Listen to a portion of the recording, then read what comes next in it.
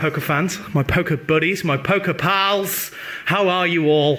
I'm great. I love this time of the week. Of course you do. It's Pokemania time, everybody. It is I am Pokemania Pokemaniac Rich. Next to me is Dragon Tamer Nate. Next to him is Professor Zaid Tom. Give him a wave. That's a pretty awesome wave there. We also have Cool Trainer James and, is it Last Emma now? Ranger Emma. Ranger Emma. I tell you this every week. I know, I forget. Every week. I always forget. You know what I'm like. And you have 3 hours of the five of us spouting awesome Pokemon stuff. And what a show we have this week, because Massive news. Huge amounts of things going on in our lives, Pokemon-wise.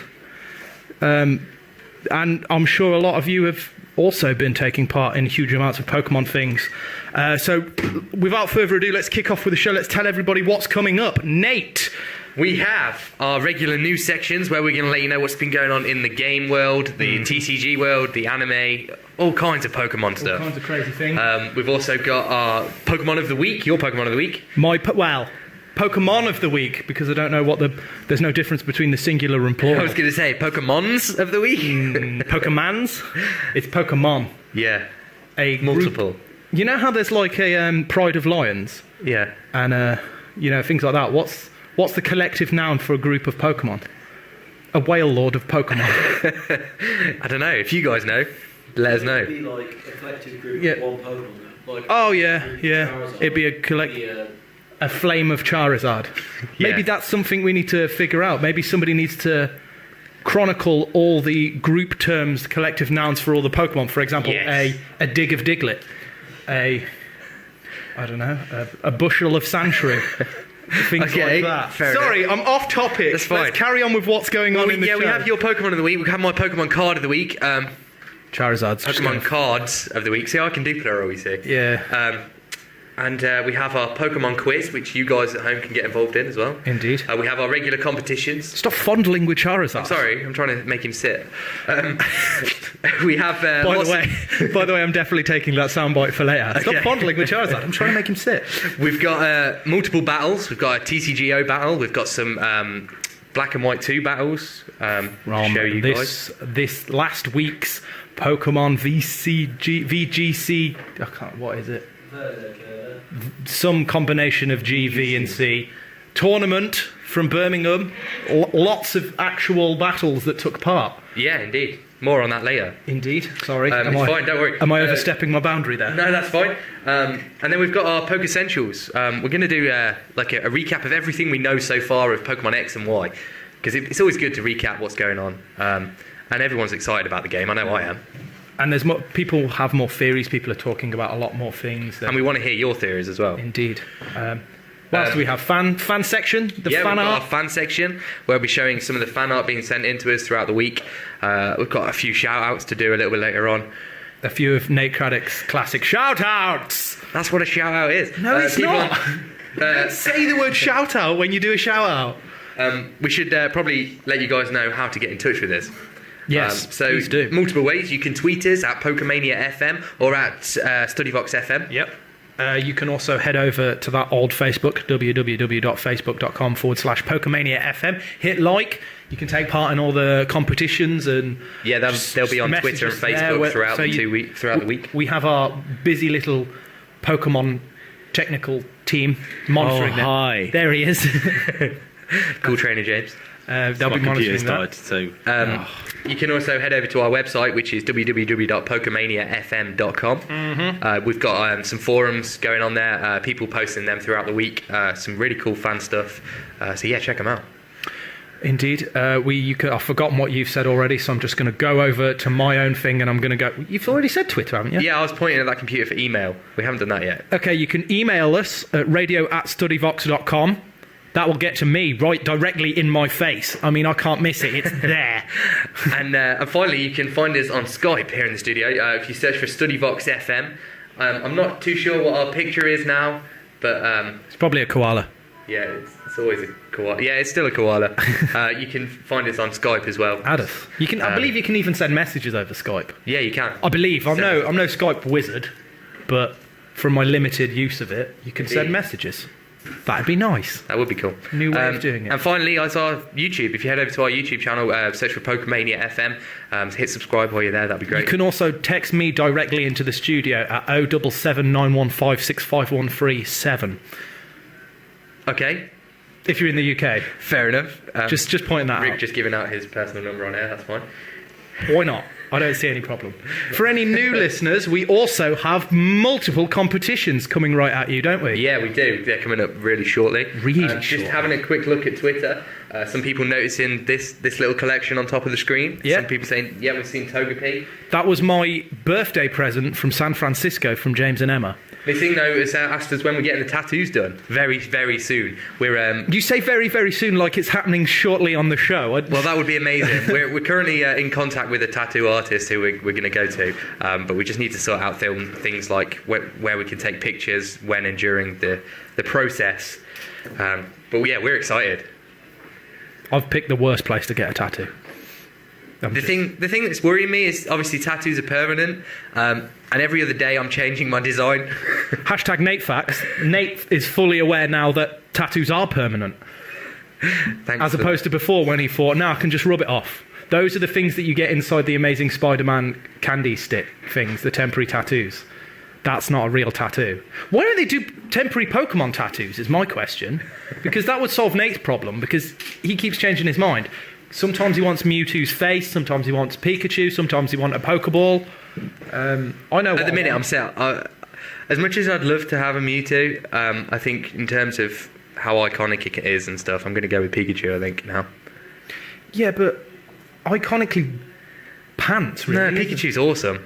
I've seen some really cool designs of I don't know. Pikachu, like a mean Pikachu. Yes. Meanachu. I mean mean as in like tough and like a wicked Pikachu.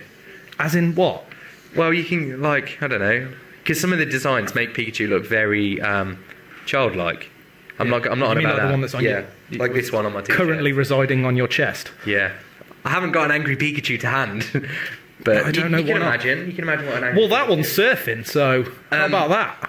We're going to do our first shout out of the show to Antisocial Gaming Radio, or Ashley. How you doing, man? He says, I'm here, hey, waving. Yeah, he also says Nate is getting Lopunny tattooed on his thigh. Hashtag Nate fact. That's not hashtag Nate fact that at all, Like, because that is not happening. Suspiciously high up on his thigh as well. don't know We've what also this- had another hashtag Nate facts here. Nate has a limited fashion sense and doesn't know what tattoo to get. And that's from Real Missing Go. Nice one, okay. A genuine Nate fact that everyone needs to know about. Hashtag Nate fact. Nate can't digest ham. I wish you'd tell me these Nate facts before you say a genuine Nate fact, because it's genuinely not. It is. I've seen him try to digest ham. It's an awkward scenario. Right. For new listeners, I want to point out that Twitter seems to have taken hold of this whole hashtag. Obviously, you can hashtag anything, but our Twitter fans tend to hashtag Nate facts, and they do tend to do it. The validity of the facts is questionable. Questionable, But- always wrong. I don't know what you're talking about. One of them was hashtag Nate facts. Nate is a good gardener, apparently. Are you a good gardener? No. No, okay. No, definitely not. But anyway, we're going to move on. Okay, fine. We're going to move on to our competitions. We're going to kick them off. They'll be running throughout this show, all the way to next week's show. So you've got a week to enter. They'll be knocking around Twitter and Facebook shortly. Is that right, James? Yes. Cool. I wasn't listening. What did you say? Competition's going to be on Competitions, Facebook. and yeah, they'll be on any minute. Wicked. Let's put them up on the webcam for you guys to see. So let's start with the caption contest. Caption contest.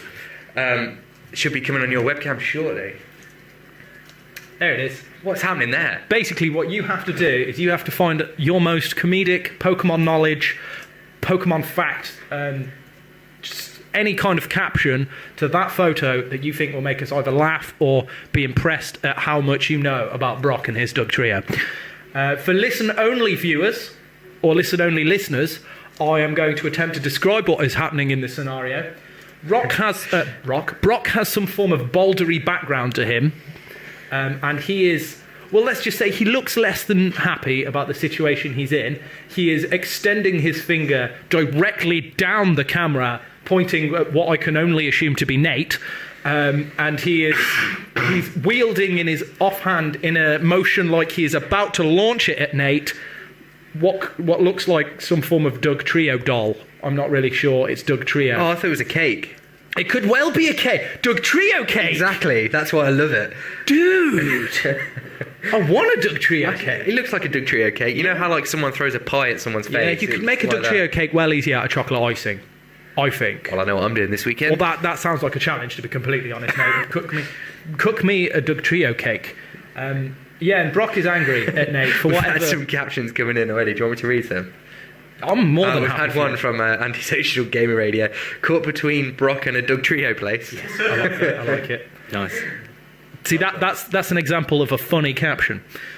So please do send in the captions, your most humorous ones. No limit. You can send in as many as you like. Stuff it. Ashley White's just gone #cake for Nate. Yes. We've also had Real Miss Dingo tweeting saying off topic with the ham thing. Yeah, definitely off topic with that. On topic. You like the cake for Nate though? That's brilliant. So we go to our next competition. Yes, you can enter all the ways we've said: Twitter, Facebook, Yeah. on our website. Oh, email. and what do they win for the caption contest? Good point. You win if you are deemed the funniest caption enterer. You will win a booster pack. Booster pack? Booster back. You'll get boosted back. You'll win a booster pack from the trading card game expansion Plasma Storm, I want to say. I want to say Plasma Freeze. No, it's not. We haven't got Is it Plasma not? Freeze. Is it We're still on Plasma Storm? Yeah. Okay. So you win a booster from Plasma Storm. Which is containing 10 cards and one redeemable online promo trading card. And I must say that we do have remarkably good luck when it comes to giving away cards. Yeah, we've had a few messages from some of the previous winners, like showing us Black Huron EX and things like that. Like Terrakians and Wicked EX cards. Cool and cards. Things like that. Full arts. We've had a few full arts. Do you know how difficult it is for me to come here every week, see a big pile of booster packs on Rick's desk and not open them? I'm not going to lie to you, I've started leaving them about the place so he just walks and sees them. I'm like bits of string, so when he tries to pick them up, I'm like, no! It's quite amusing. I don't do a lot of work around here. So let's do our next competition. Yes. Who's that Pokemon? Who is that Pokemon? In which we're going to show you a silhouette of a Pokemon. Tell us what that Pokemon is by the ways we've said. Here it is coming on your webcam now. Who is that Beedrill. Pokemon? Who is that Pokemon? I don't know who that Pokemon is. You have to tell me. Don't know why I'm pointing at the webcam. You can't see me. You're looking at... It's definitely strange looking Beedrill. It's definitely Beedrill in its alternate form. So yeah, if you know what that Pokemon is, send in your entry to anyway. All of them go into a Pikachu hat, which we have around somewhere, and we pick a name out live on air next week. And if you are Indeed. one of our lucky winners, you will win a booster pack again from the Plasma Storm collection, and also you'll win whatever Pokemon that is. You'll win the latest version of that card. I will say it is... If this helps you in any way, shape or form, it is a Plasma Pokemon. Is a Ooh. Team Plasma Pokemon. Indeed. And we do know that Team Plasma is, from what I've been told, from my friends who play TCG, not him, my real friends. Thanks for that. I'm kidding. #NateFacts. Nate is one of my dearest friends. That it is... Wow. that the Team Plasma cards are being really, really useful. Yeah, So- Twitter's going crazy. People entering lots of correct answers. A couple of wrong ones. I'm surprised. I thought it was easy this week, but All right, stop showing off. then again, I do the competitions. That's a good point. You are the one who silhouettes that. Yeah, and we've got a new competition to introduce to everyone. We've given Brand it... new one starting today. Ta ta ta ta ta. It's a really, really well named Do you want me to do it? competition. Or do you wanna do I it? can't remember what I called it. The close-up Pokemon challenge. Yes. So basically, we've zoomed in really far on a certain image of a Pokemon, and you need to tell us what the Pokemon is, Right. similar to Who's That Pokemon, but Okay, different. before we do this, I would like to point out that this is a month-long challenge. Yes. It's the month-long close-up Pokemon challenge. We're going to be running this every 4 weeks. Every month. Yeah. Well, yeah. Okay. So this would be June's one, because this is the first episode in June. And we will announce the show on the first episode in July. We'll announce the winner. And what you win, I'm very pleased to announce that we have been graciously and awesomely donated a Pokemon to give away. Now this Pokemon, I've got to admit, I do have to do a little bit of... I got told that I have to spout some Pokemon controversy right now in order for me to get this Pokemon to give away. But my friend Liam Davies, he hates the Pokemon Breloom. Okay. And he also hates Amoonguss, because at the recent VGC tournaments, he came up against them and they used the move Spore. Now, I don't know if you know what the move Spore does, but it is a move that puts the other Pokemon to sleep, but it is 100% accurate, 100% effective. Now, he doesn't believe, and I've got to admit, I agree with him on this, he thinks there shouldn't be a move that is 100% effective when putting someone to sleep. Okay. I believe if it inflicts statuses, it shouldn't always affect. I don't know. I don't believe that. I think that is, and sleep is annoying because it knocks you out for. But there are precautions you can take for that. You can have, you can hold a berry that obviously we'll call it awaken, or like an item that wakes you up if you do go to sleep. Yeah. So I don't know. I think you can have the abilities insomnia and things like that. Yeah. Yes, you can. I'll admit yes, but his hatred of Brelooms and Amoongusses and really anything that has the move Spore has inspired him to go out and breed a Pokemon specifically to deal with this. And that is Crobat. So we are giving away a level 100 IV bred, EV trained, with the egg move Brave Bird, which is an excellent flying move. Yeah. So we are giving away a level 100 Crobat. Wicked. IV bred EV. and EV trained. So it will be trained in attack, speed, and its IVs are pretty. He said they are fantastic in everything. Rick, we've also had a tweet in here saying from Luke and Gengar saying, get a Lumberry as you're protected against any statuses. Agreed. But you will. Yes, there's so many items that you can choose from, and Lumberry is a good idea. But nevertheless, we do have this Pokemon to give away, and that is the reason why he did it, because he hates Brelooms. We should say as well, the close-up of the Pokemon isn't Crobat. It's a completely different Pokemon. It's just a challenge you need to... So you need to figure out, you don't need to tell me where it is on the Pokemon, what you think it is on the Pokemon. All you need to do is guess. Who's this? Well, yeah... Who's that Pokemon, but not using the same word as the other quiz we have? Yeah, the close-up Pokemon challenge. There we go.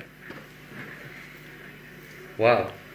So, what Pokemon is that? I mean, we've zoomed in really close on a Pokemon. I mean, really close. I mean, you can see that Pokemon's paws. That's how close we've zoomed in. And you need to tell us what Pokemon that is. Could be quite a lot of things. There's blue, there's white, there's a little bit of grey on it. Does that indicate type? I don't know. Also, we should do a shout out to hashtag remake Pokemon Yellow, who have tweeted us saying we'll help you push that Crobat. So they're going to retweet us as well. Push the Crobat. Thanks, remake Pokemon Yellow. Also, you know what we forgot to do, Nate? You know what we massively forgot to do? If you are entering this competition, would you for example, on Twitter, would you be kind enough to hashtag caption or competition? Yeah. If you could hashtag competition, it would make our life so much easier. For any of the competitions, if you hashtag competition, that's or great. hashtag WTP, hashtag caption, hashtag close up. So we're just going to say we just had a tweet from Antisocial Gamer Radio saying, "Is it the right side up?" Yes, it is. It is the correct way up. Yes. We're not trying to. There's no trick to it. It's just zoomed a Pokemon, and we've zoomed right in. Zoomed as close as we can. Anyway, we really have to move on. Oh, don't be giving me. You're going to get all script mad. Yeah, I am now because I've just checked the time. One more thing, Nate. Okay. We just had a few tweets in. A few people guessing on who the close-up is. But Luke and Gengo said he was expecting this from the close-up competition, and it's just a yellow square. It's brilliant.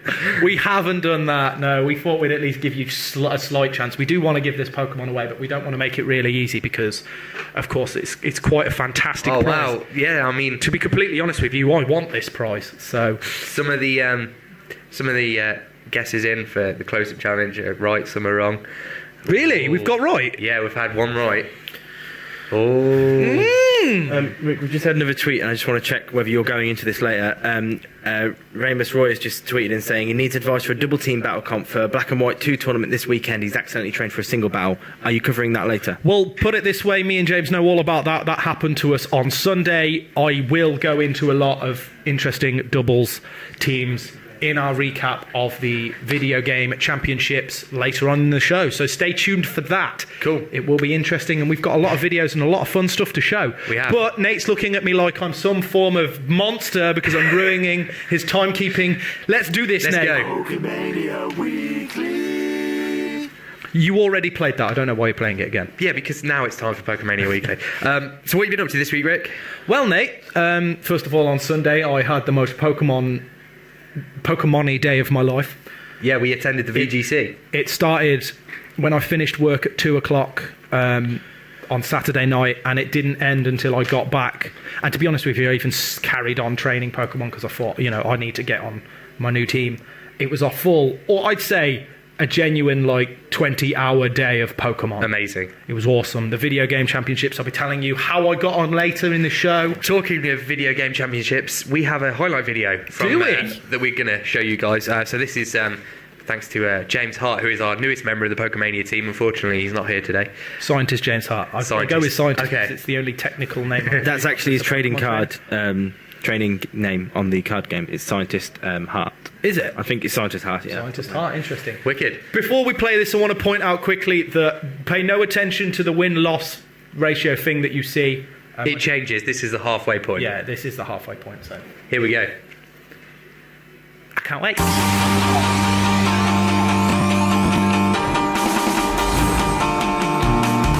I'm excited to be here at the VGC Championships. Rick's training, or at 10 minutes before registration. You shut your mouth.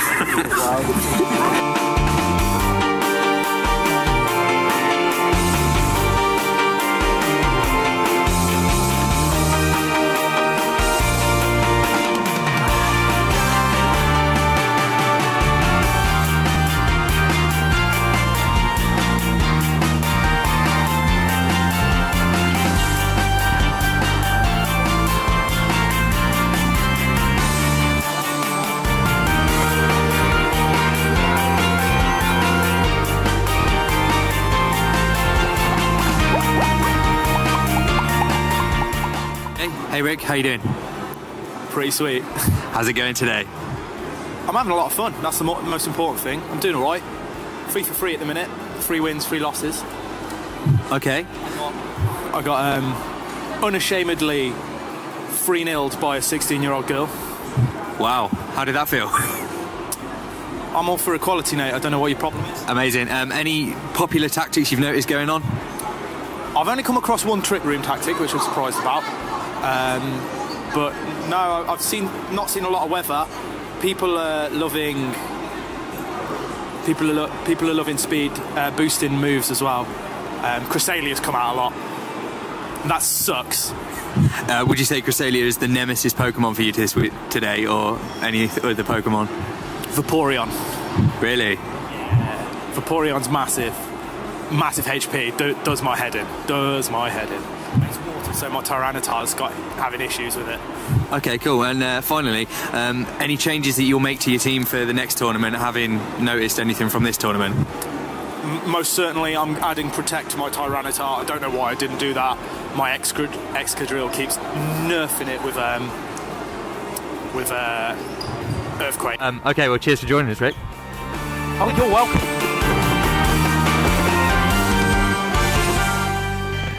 There we go. A couple of things about that video. Number one, can you tell I hadn't slept? Yeah. Thanks. Number two, that interview was conducted just after I got smashed 3-0 by the 16-year-old girl, Eve. Eve Lawrence, I believe her name was. So she's listening. She was awesome. And the Vaporeon in question was her Vaporeon that tore me a new one, as it were. We've had a couple of tweets. One from Simon Chapman, who says, Rick beat me in the VGC at the final round. Hello, man. How's it going? That was actually, I believe that battle is the one that I'll be showing later, because I saved it as my battle video to show everybody. So. Oh, really? How cool is that? That's really cool. Hey, man. We also, Darren Pardew has tweeted in saying every game they played had either rain or sand. Well, I had sand coming out a lot, to be fair. My Tyranitar was geared for that. Talking of Tyranitar, Rasmus Royce tweeted in saying, very happy you said Tyranitar, it's one of the Pokemon I've been training. Excadrill. That's what I'll say to you right now, and then we'll get into that later. Okay. And Luke and Gengar, big shout out to Luke and Gengar as well, who we met up with at the VGC. He said, you didn't look that sleepy when I saw you, Rick. Oh, that's very kind of you, but I felt that sleepy. Indeed. Yeah.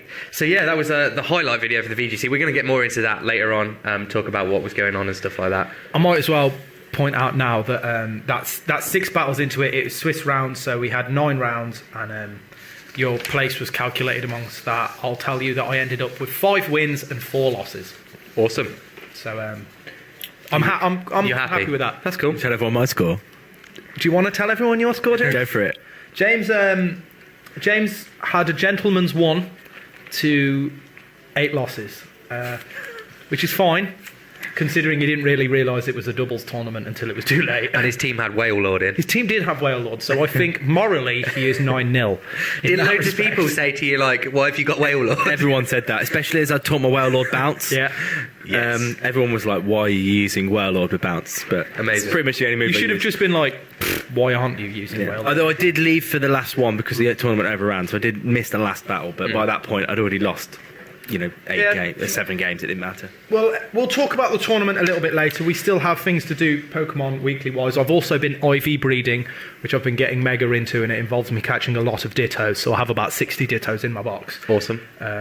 It's quite amusing. That's cool. But I've named them depending on which specific stat they have high IVs. And if you don't know what IVs are, they are individual values for Pokemon ranging between... Remember something. Ranging between 0 and a number that I won't tell you because I've just remembered it's a question in the quiz. And they affect your Pokemon's stats much in the same way that EVs do, but you don't need to train them. They're just given when you catch a Pokemon or breed a Pokemon.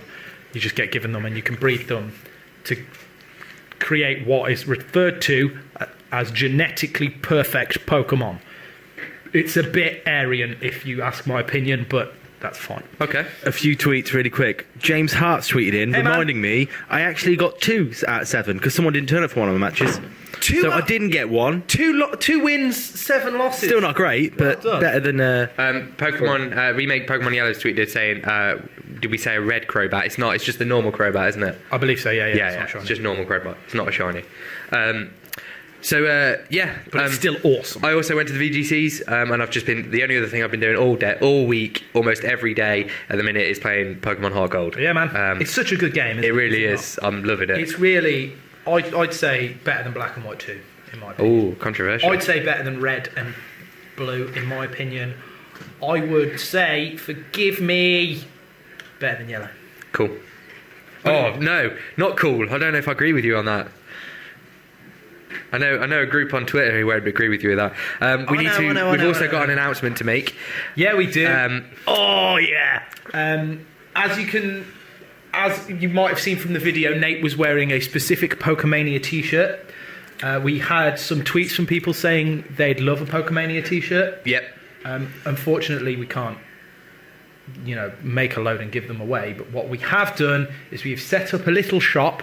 I can't remember what website it's on. James, it's on our website. It's on our website. PokemaniaFM.com. How good are we? And you can go over that and you can have a look at some of the t-shirts there. We've got a couple of pictures of the designs on some of the t-shirts. Which Lass Emma has... Yeah, Lass Ranger Emma. Come on. Ranger Emma, sorry. Fashion icon Emma has... designed for us. So this is the first t-shirt. This is the t-shirt we were rocking at the VGCs. There you go.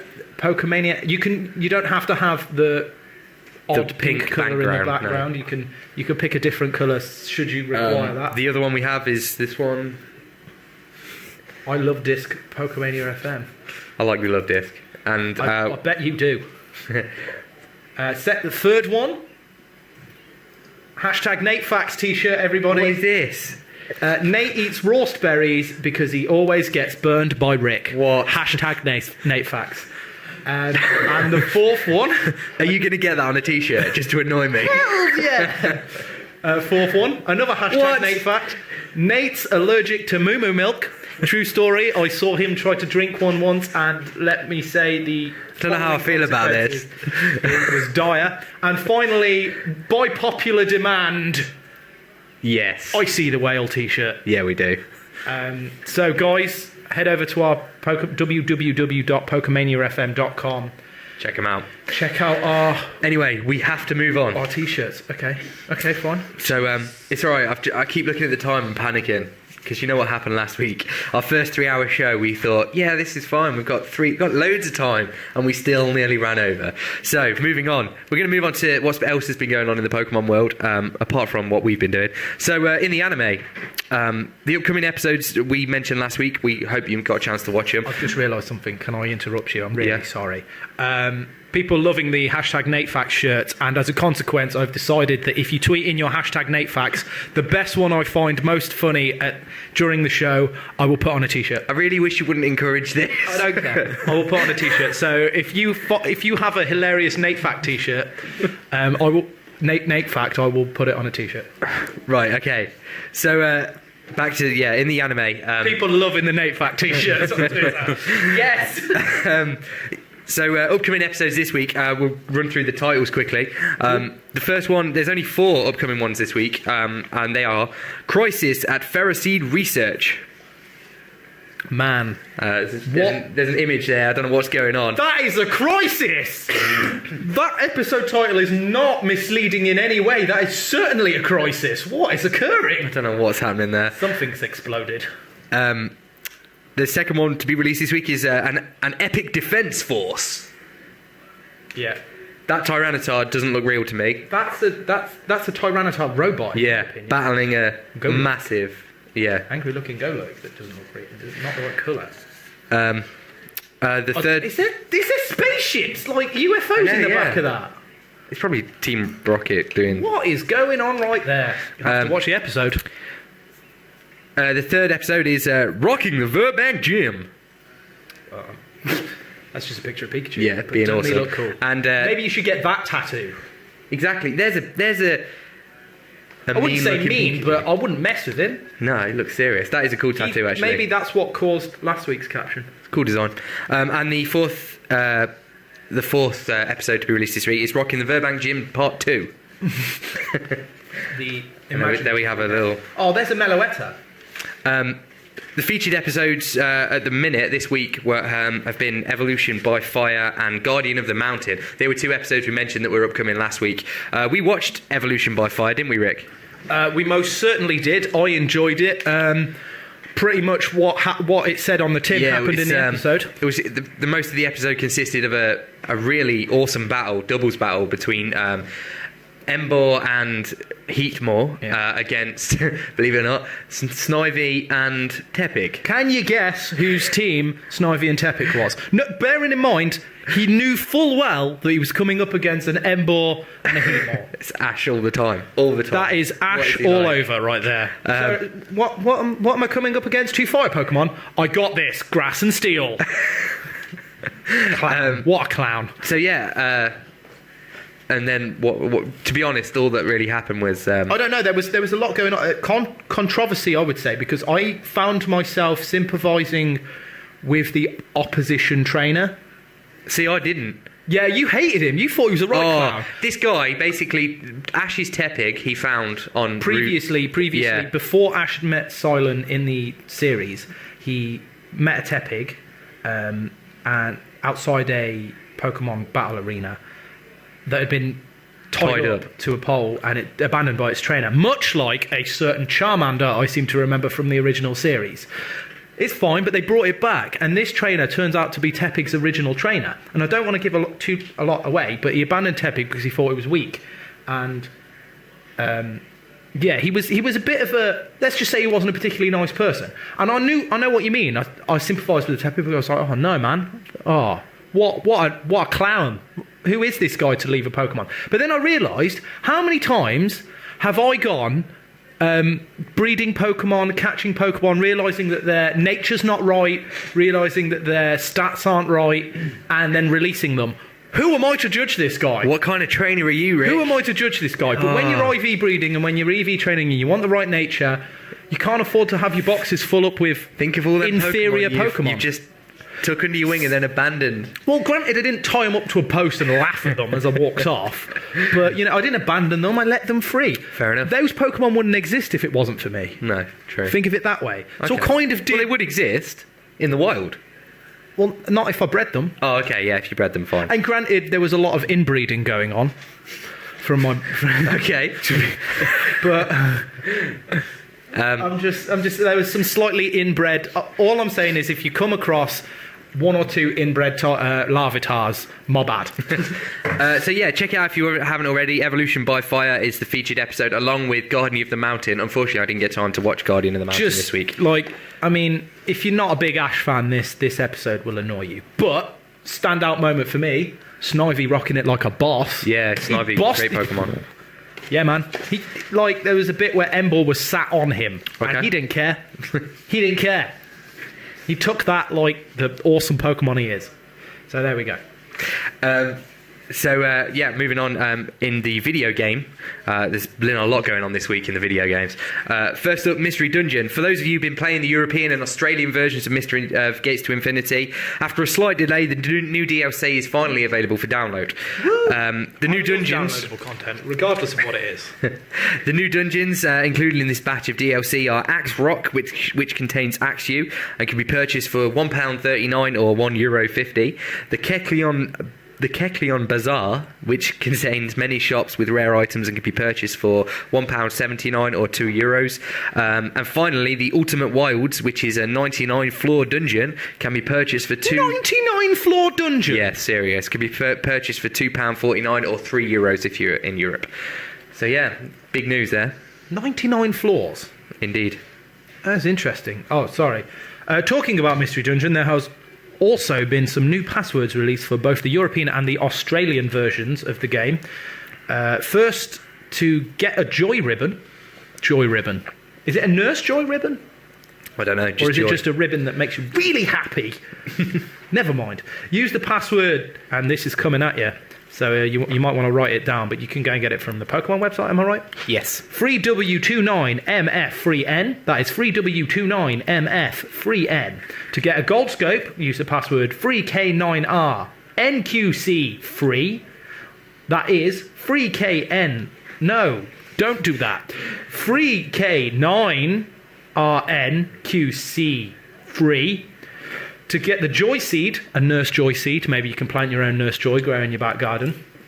What you do with her then is up to you. Use the password FXT4NXN7. That is FXT4NXN7. I hate you for making me read this one. And finally, to get 5 All Protect Orbs, use the password Q858FWH2. That is Q858FWH2.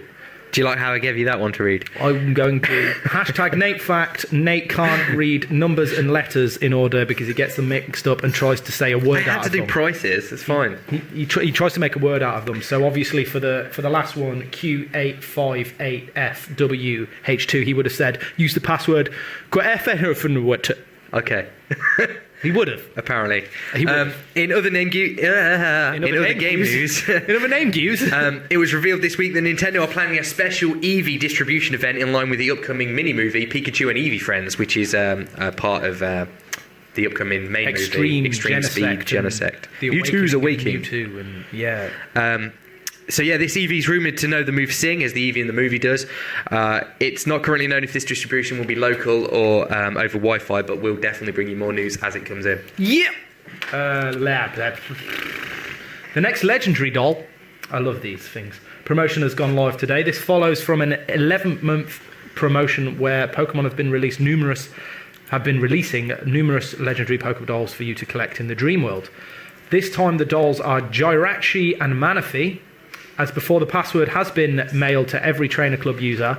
I hate you for the another password. The password is Shebopdmwa. It's not. It's SJEOPWM. SJEOPWM. We are. That's your bit. So yeah, and also in other game news, I keep saying name goos for some reason. In other game news, do love a good name. We've got the list of the top 16 players from the Masters and Seniors. Before you do that, Nate, I just want to go through some of these tweets. Okay. Mizingo saying it would be easier if we posted codes in the forum, which Rick is going to do right now. Yeah. No, I'm not. Also, Antisocial Game Radio tweeted in saying, you get a free Joy ribbon when you buy the Joy Division Greatest Hits. Hashtag Nate Facts. That is a Nate fact. There's a few more about Nate Facts, about Lopunny. Rick, I'll let you read those as well. Fine. Let's not read those. So yeah, we have the top 16 players from the Masters and Seniors who competed in this year's VGC in the UK. Congratulations to everyone who competed, and I had a great time. I know you did as well, Rick. We had a great time meeting some of you guys as well. So yeah, let's start with the Masters. The top 16, starting from 16 onward. Number 16 was Thomas Richards, who finished 16th. Number 15 was Jason Finch. Number 14 was Hui Budjison. What number am I on? 14 was Ben Gould. Number 13 was Barry Anderson. I've just read the best Nate fact. Carry on. Number 12 was Christopher Arthur. Number 11, Mike Soleski. Number 10, Solomon Richard Croffey. Richard Croffey, yeah. Number 9, Matthias Sucholsky. Number 8, Daniel Nolan. Number 7, Rachel Anend. Number 6, Juan. Do you want to read that one? Juan Cedillo Simo. And you've got that wrong, that's number 5. Sorry, that's number 5. Number 4, Albert Bauer. Number 3, Lee Provost. Number 2, Abel Sands. And who came first was Ben Kiriakou. Congratulations. Yeah, I was lucky enough to watch because I finished my last battle. All right. Before some of these guys did. Yeah. I was lucky enough to watch the two people on the top table going for it. I don't know whether they were Ben Kiriakou and Abel Sands or not, but yeah, they looked intense. Just looked at my favourite one so far. This one's winning, in my opinion, for hashtag Nate Facts that are going to go on the t-shirt. Antisocial Gamer Radio. Hey man, Ashley. He's gone with hashtag Nate Facts. Nate didn't know that the TCG was on last Saturday. Yeah, that's actually a Nate fact. You know, I tend to spend a lot of time on the Pokemon Play website. Not once did they say, kept going on and on about the VGC, the Video Game Championships happening on the 2nd, which was the Sunday. There was nothing about the TCG Championships happening on the 1st, which was the Saturday. I was very annoyed. Luckily, on the Sunday, I did get to watch the quarterfinals, semi-finals, and finals of the TCG. More on that a little bit later. So I was gutted that I didn't compete, but at the same time, I was glad I got to watch the finals. So yeah, every cloud has a silver lining. Every cloud does have a silver lining. Indeed. So let's move on to the TCG. What's happening in the TCG? As previously mentioned, the next expansion in the TCG world is called Plasma Blast. This is pretty much the same as the Japanese Megalocannon that was released earlier over there this year. The expansion will contain 4 brand new Ace Spec cards. That's cool. 11 new Pokemon EX cards. I should say that 11, they're not 11 new Pokemon. I think there's 6 new Pokemon EX. 5 of them are full art cards like you've got Genesect EX coming out, which is the big one. Kyurem EX as well. And more. So you've got like a full art version of that. So it's not 11 new ones. There's only 6 new ones. Over 100 new cards in total, apparently, which is cool. This is due for release on the 14th of August. Cool. You carry on, I don't count my cards. Thanks for that. Similarly to when Plasma Storm was released as well, Plasma Blast will also be getting its own Elite Trainer box. Each box contains 8 Plasma Blast booster packs, 40 energy cards, 2 acrylic condition markers, 6 damage counter dice, a competition legal coin flip die, a player's guide, 65 Plasma Blast card sleeves, 4 dividers, and a collector's box to keep all that stuff in. This is expected to retail for around $40, probably about £40 in the UK as well. The last one did anyway. And finally, in conjunction with the 15th anniversary of Pokemon Center in Tokyo, that's a big date, A new special premium card set has been released. This set will come with a full art Pikachu promo. I don't know if you guys can see this on your camera, but it looks awesome. Yeah, man. 30. That is a mean Pikachu, I'll give you that. Yeah, 30 damage counters. They're acrylic damage counter as well. A plastic damage counter container. A deck box of 62 card sleeves. And this is the first time in history of the TCG that they have released damage counters for 100 damage. Finally, this premium set will be released across stores in Japan for 2,500 yen. I am going to try very, very hard to get hold of one of those. Which we Japan. figured out, 2,500 yen is about £16.50. So that's about $22. Yeah, something like that. Which is cheap. Really cheap for all Pretty that. cool. Pretty cool. I'm definitely going to be trying to get my hands on one of them. So stay tuned for that. I wanted to quickly ask something that came up when I was talking to some people who played cards. Yeah. The cards. Corey Kirkham, actually, if he's listening, how's he doing? Oh yeah, shout out. Good lad. Nate. There was the whole Japanese Megalo Cannon will be released in Japan soon, isn't it? Or is it current? That's like this bit out, yeah. Right. So what happens in the World Tournament then? In the World Tournaments? In the Worlds, yeah. Yeah, for the trading cards, they've got Megalo Cannon. We don't have Megalo Cannon. No. Can they use Megalo Cannon against us? By the time Worlds is out... I believe we were discussing it and that didn't appear to be the case. 14th of August. Yep. When's Worlds? Worlds isn't... I need to find out when Worlds is, but I'm pretty sure by the time that happens, we'll have the equivalent of Megalo Cannon, which is Plasma Blast. That's not a long time, is it? No, if not, I'm not sure what happens, to be honest. I've never been to Worlds tournaments, so I'm not sure. I will find out for you guys who are interested, though. And was it Corey Kirkham who was asking? Well, we were having a discussion about it, okay. me, Corey and Luke, so... Yeah, well, I'll definitely I find don't know, out. I just thought it was interesting to... If any of you guys know, please tweet in. Let us know what happens with, obviously, Japanese players have more cards available to them at the moment. I love the fact that you've dropped the ball script-wise, and then this next bit you're like, and in other news, don't forget to pre-register for the US Nationals. That's all the other news at the moment we've got for you. For any of our US listeners, don't forget you can still pre-register for Nationals. We did go through it last week, but yeah, make sure you pre-register because it's on a first-come, first-served basis. So once it's full, it's full. So yeah, we need to move on to...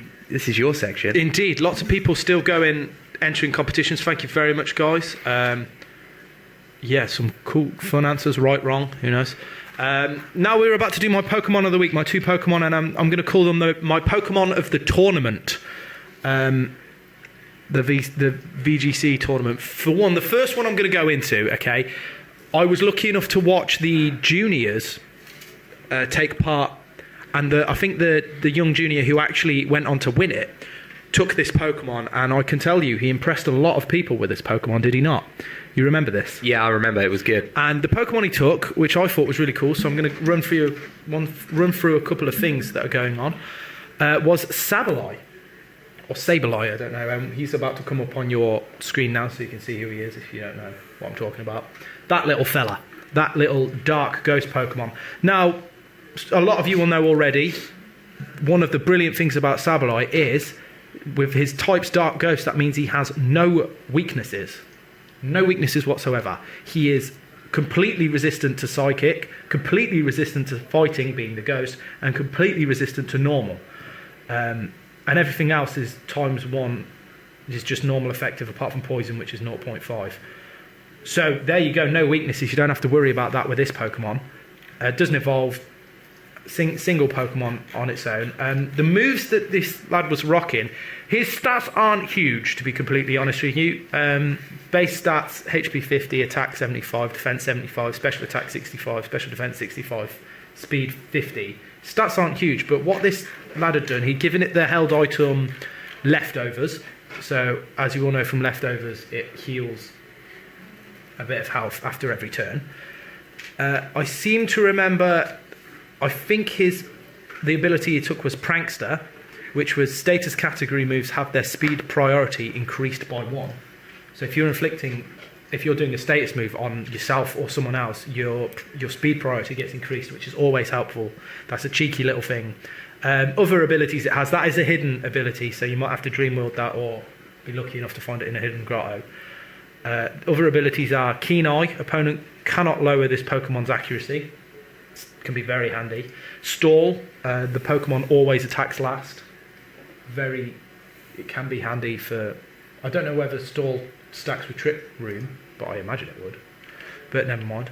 The moves that this Pokemon had, well, first of all, the moves that it can learn: Leer, Scratch, Foresight, Nightshade, Astonish, interesting, Fury Strike, Fake Out, which is a good move. Detect, Shadow Sneak, Knock Off, Feint Attack, Punishment, Shadow Claw, Power Gem, Confuse Ray, Foul Play, Zen Headbutt, Shadow Ball, Mean Look. He did take Confuse Ray with it, and he did confuse quite a lot of Pokemon because the Pokemon could simply not take him down quick enough because he had a healing move, and he had Foul Play. He had Foul Play, and it had Confuse Ray. So people couldn't take him down. So what he did was I think he had Will-O-Wisp as well. Yeah. So he would burn his target, he'd confuse them, he'd heal himself. And also, it was holding leftovers as well. Yeah. He also had a healing move, and he had Foul Play, which is a cool dark move. It's physical, but the user turns the target's power against it. The higher the target's attack, the greater the damage. So, which is a cheeky little move. Yeah. So you'll be doing a lot of damage if you come across a Pokemon that has a massive attack, which he was most of the time. For example, I mean, we saw this Sableye. I don't know if he's there. We saw it take down a Terrakion, didn't we? Yeah. It was really cool. He was really fun to watch. And I was really impressed by the little Pokemon. It was quite funny. Simon Chapman tweeted in saying that he saw that Sableye tear it up as well. He was also, I think it was Recover he had. So it must have been an egg move or something. I can't remember exactly what it was. But yeah, the little thing was well funny. Yeah, it's good. And because of that move priority, Prankster, you're going to be able to heal quicker. So that's always fun. Yeah. And Inflict, Confuse Ray, and Will-O-Wisp, they're going to be going first. So that's cool. So Sableye was the first one that I was really impressed with. The second one, we've got a lot to talk about in this respect. It is Cresselia. There's the sexy lady, as I'm now going to refer to her. She is a tank. An absolute tank. Now, I'm going to go on. I saw Cresselia was used in several different ways. For one, we're going to have a little video to show everyone in a minute of Cresselia in action, and that was supplied by Liam Davis, who did use a Cresselia in a, shall we say, more not controversial, but a less obvious way than some people. First way it was used is Trick Room Cresselia. The Cresselia went out there, dropped Trick Room. So the slower, harder Pokemon. I saw it used quite well with a Conkeldurr that had ridiculously slow speed but was so hard. Dropped the Trick Room, the Conkeldurr did a lot of damage and was going quicker, because if you don't know what Trick Room does, it creates a room where the speed stats, the lower the speed stat, essentially the quicker the Pokemon is, and the higher the speed stat, the slower it is, which is always helpful. So I saw that come out a lot. There's different ways of using it. You could have, move-wise, you could rock Moonlight, which is a wonderful healing move. The user restores its own HP. The amount of HP regained varies with the weather, so that is kind of helpful in weather battles as well, but you need to look more into that. Lunar Dance, the user faints. In return, the Pokemon taking its place will have its status and HP fully restored. Can be helpful, I wouldn't go with it. Can learn Psychic, Psycho Shift, Psycho Cut, / Future Sight. A lot of people have given it ice moves. I saw one with Icy Wind, which attacks the two targets in front of you, what with it being doubles battles. That was handy. It attacked the two Pokemon in front of you with an Icy Wind that can leave you frozen, which was always helpful. I saw a lot of freezing going about. Calm Mind, TM04. The user quietly focuses its mind and calms its spirit and raises its special attack and special defense stats. Always helpful. Light screens, the screens, reflect and light screens came up, especially in the battle you will see shortly. Light screen, of course, halves the special attack of the Pokemon damaging your team for 5 turns. Reflect halves the attack of the Pokemon damaging your team for 5 turns. When you were talking about Moonlight, Moonlight is doubled if the move's Sunny Day. So if it's sunny, Moonlight's effectiveness is doubled. If it's someone uses Rain Dance, it's raining, it's halved. Okay. That's interesting. So the moveset you're about to see it with is Light Screen, Reflect, Ice Beam and Moonlight. Like I said, some people use Calm Mind and Trick Room. Those are the two other things to use it with. A lot of people like to give it leftovers so its HP keeps coming, because stats-wise, it's very tasty. HP 120, so its HP is naturally high. Attack 70, special attack 75, speed 85.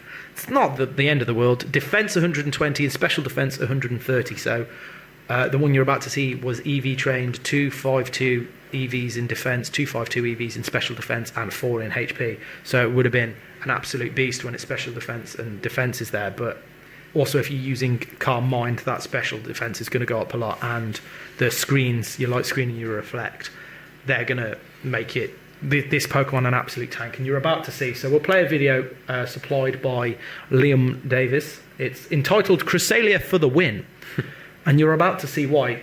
Now the battle's a bit long, but I'll walk you through what's going. While I tell you a little bit more about the Pokemon. Abilities-wise, you can only get it with Levitate, but that's quite handy, especially with the amount of Tyranitas and Excadrills and ground Pokemon that will be using, like Earthquake and things that are about, so you're going to avoid that. So you see his Jolteon and Cresselia out, and he's coming up against a shiny Alakazam and a shiny Dragonite. Hello. So he'll say this is one of his more impressive battles, and it's quite long. The battle went on for quite long. As you can see, it's already taken a Shadow Ball, which will be weak to quite happily in its stride. Shadow Ball me. Jolteon using Volt Switch, that's going to do quite a bit of damage to the unfortunate Alakazam. Didn't take it back though, unfortunately. Didn't take it down though, even. Ice Beam's going to be quite handy against that Dragonite as well. But we'll go on with that. You want to be careful because the weaknesses of this Pokemon, whilst not huge amounts, it is Dark and Ghost. So be careful in that respect when battling with the Cresselia. Loads of different tactics you can go for, and I did see quite a few Cresselia come out. So there we go, you're seeing the Reflect, the defense going up, obviously, because that Alakazam's not going to be around. It faked out the Alakazam faints. Defense going up, that Dragonite's going to be doing some serious damage. But there's a substitute, because I think that Dragonite knows what's coming, which is an Ice Beam. Straight to its face, the substitute will take the damage. There we go. He doesn't need to worry because he knows he's got Moonlight, so he'll be restoring.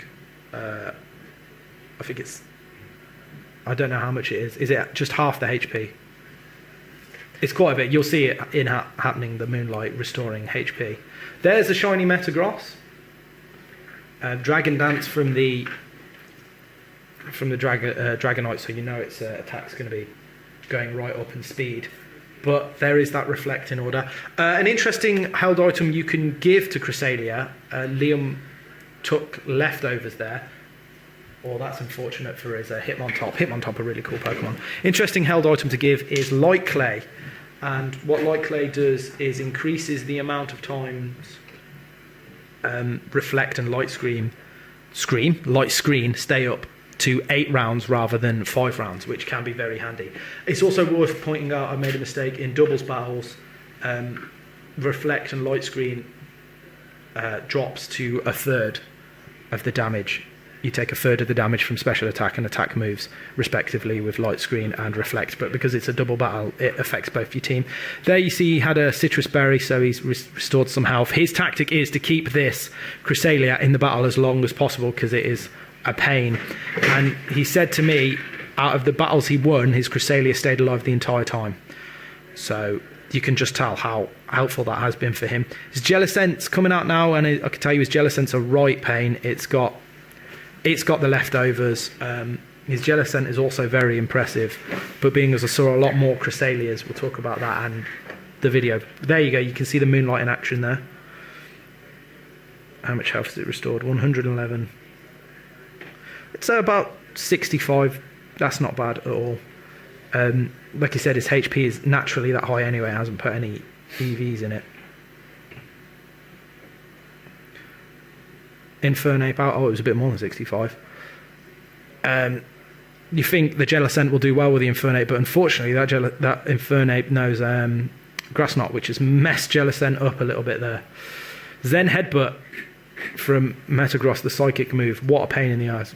But you'll see that happen later on, just shortly, because Liam's now down to his Cresselia. Does he have Jolteon left? Yeah, he's still got Jolteon left, so he's okay. That's you've got Metagross and Infernape left, the Dragonite, and what was the other shiny Pokemon at the start? I can't remember. Alakazam. They're down as well, so it's 2v2. There you go. Infernape goes down. He's looking in a very good position now, but we'll see what Metagross does. That's the Zen Headbutt. His Jolteon is stupidly quick, and that Volt Switch is a bit of a beast. That's unfortunate. Jolteon down. We are talking Psychic Pokemon versus Steel and Psychic Pokemon. But he's got his screens up. His defense is high. We're going to see a lot of Zen Headbutting, I imagine, from Metagross. There we go. It's not very effective. Ice Beam. This could go on for a while. An Ice Beam and Zen Headbutt assault that could, and I can tell you this thing lasted like 15 rounds. It was insane. Long battle, not very effective. Cresselia flinched. He didn't need that. Another Zen Headbutt coming his way. It's a big old battle. But like I say, Cresselia wise, it does look pretty sexy when it's shiny as well. It's got a nice blue. You see the rings, the Saturn-esque rings on it. They go blue and they're quite cool. It's always female as well. There we go. He'll be using his Moonlight to make sure he doesn't go down. He's not doing a lot of damage to that Metagross though, is he? Which is unfortunate. Being as we running out of time, we'll cut the battle slightly short, but I can tell you that essentially for the next 10 rounds, Metagross just Zen Headbutts while Cresselia takes it like a tank and then finally does enough to... I believe it. The Metagross actually runs out of PP and ends up struggling itself to death. Yes, it does indeed. And that just, if you want a Pokemon that will win you any game, but it will take a while, and let me tell you, he was there. I can tell you pretty much after every battle, I finished my battle, and I'd sit and just watch him be there for an extra 10 minutes, and I can only assume that that's what was going on every battle. So there was Liam. He won that one. Liam did six wins out of 3. I can tell you at the end he was on the top table. He was doing really well. Awesome. But Cresselia, there, lots of things you can do with it. You can Trick Room, you can use it as a screen, you can use it as to heal itself. And big Pokemon, I definitely recommend you getting your hands on one of them for doubles battles. And Liam tells me it's really good for singles battles as well. Wicked. Cresselia, there we go. Indeed. I'm looking at one as I speak. And Sableye as well. Pretty cool Pokemon. Let's move on. Yeah, let's move on. Let's do a quick competition review. Do you want to get the competitions ready, Tom, on the screen? Let's do a recap of Who's That Pokemon? This week's Who's That Pokemon? Coming on your screen now. Lots of tweets in, some right, some wrong. And again, you'll win a booster pack with whoever that Pokemon is. You'll win that card, the latest version of that card, and also a booster pack from the Plasma Storm expansion. And our next competition, the Caption Contest. There it is. You know what, Nate? One day I'll record a proper caption intro for you. I don't think you should. And finally, our new competition, which I forgot what we've called already, the Close-Up Pokemon Challenge. The monthly Close-Up Pokemon Challenge. There is lots of people saying Absol. Yeah, I've had some Whale Lord. Snorlax, with... Perhaps it's some of them. Yeah, maybe. It's up to you. Well, keep entering. Indeed. We'll be showing that every week until July now. And it'll be all over our Facebook as well, so you can take part in that. So, speaking of recapping, I know a few people have asked for the video of last week's Barbershop Extravaganza to be played. What do you think? We can do it. We can play it right now if you want. A minute long, man. Yeah. Also gives me a chance to go for a wee. That's mostly what I'm... Okay. We'll play it after, so that James can tweet about it and let them people know. We'll play it after the Pokemon TCGO battle. Oh, that's also good, because that means I can which is coming up now. This was a battle between me and Cool Trainer James. Oh yeah, it was. It's a good one. Let's take a look. Here's the TCGO battle. I'll do a commentary for you guys so you know what's going on. Did you feel bad, Nate, because you forgot to show up to the actual tournament? Well, so there we go. James got 2 hands there, didn't draw any basic Pokemon, which is good for me. I'm still playing with his Plasma Clang deck. I'm really enjoying playing it as well. It needs a few more tweaks that I'm trying to work some kinks out of. But other than that, it's running really well in a minute. I'm happy with it. So the only basic Pokemon I got dealt with was Cobalion EX. So I've obviously had to go with that. Got to draw 2 extra cards as well because James didn't draw any Pokemon. And it's always good when you get given a Sharon as well. So I get 3 more cards. What else have I got? I've got a Regigigas by the looks of it. Yeah, Regigigas, Kling Clang, and a Clang. Birmingham City Gym, Energy Search, 2 Pokemon Catchers, a Heavy Ball, and 3 Steel Energy cards. So I'm going to go ahead and attach an Energy card to that Cobalion EX. So I should be able to do is attack Righteous Edge. Only takes 1 energy card, does 30 damage, and if your opponent's got any special energy cards attached, you can discard that. I've used that Heavy Ball to grab myself a Clink as well, which is pretty good because I want to try, especially with Mewtwo EX out. I'm guessing that James has got a few EXs in this deck. Kling Clang's ability means that EXs can't hurt any of my Steel Pokemon, which is pretty much all of my deck. Which is good, but if I come across a Fire Pokemon or a Fire deck, it's not so good. It's an all or nothing. Okay, so he's attached a double colourless to Mewtwo EX with my energy as well. And if he uses X Ball, he's going to be doing 60. But I think, Cobalion is actually resistant by 20. He took the double colourless off. Maybe he's changed his mind there. He's played Hypnotoxic Laser. That's poisoned and put me to sleep. That's not good. And he's attached his double colourless to Zekrom, who is on his bench. Probably looking for that Outrage attack a little bit later on. 2 heads for that Dual Ball. Means you can get 2 Pokemon. Coin flip seems to be in his favour, to be honest, right now. Sorry, me and James are just discussing this battle and discussing your reaction to losing certain Pokemon. Yeah. James heard me, you'll see a little bit later on. Okay, so we switched out for that Zekrom. Got to watch out for that Outrage attack. Never underestimate the Reshiram's or Zekrom with Outrage. It's a great card. Here we go. Let's see what we can do here. So I'm going to go ahead and evolve. Am I? Decisions. Yeah, I'm going to evolve to... I was going to wait for a rare candy, but while I've got the Clang in my hand, I may as well evolve to Clang. Then I can get Kling Clang out by next round. You've got your Clang in your hand? There's not really too much rush to get that Kling Clang out at the minute. Mewtwo EX hasn't got any energy cards on. I'm not too... Nate facts. Nate doesn't want to get his Kling Clang out. I'm going to try and get rid of that Mewtwo EX as soon as possible. So at the minute I can use Righteous Edge, although I'm a bit annoyed that Cobalion EX is poisoned, so I'm going to have to sort that out soon. Definitely don't want to play that Birmingham City Gym card right now. So let's attach an energy card to him, and we need to take that Mewtwo EX down.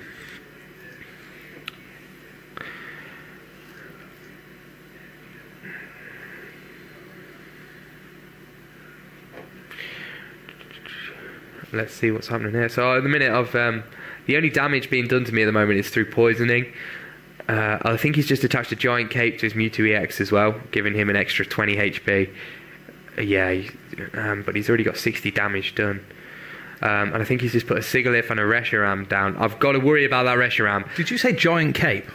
Yeah. Hilarious. That Reshiram... That Reshiram is pretty much the killer of this deck. Any kind of Reshiram, actually, but that Reshiram especially, with Outrage. For the amount of times they have destroyed me. So I've really got to watch out for that.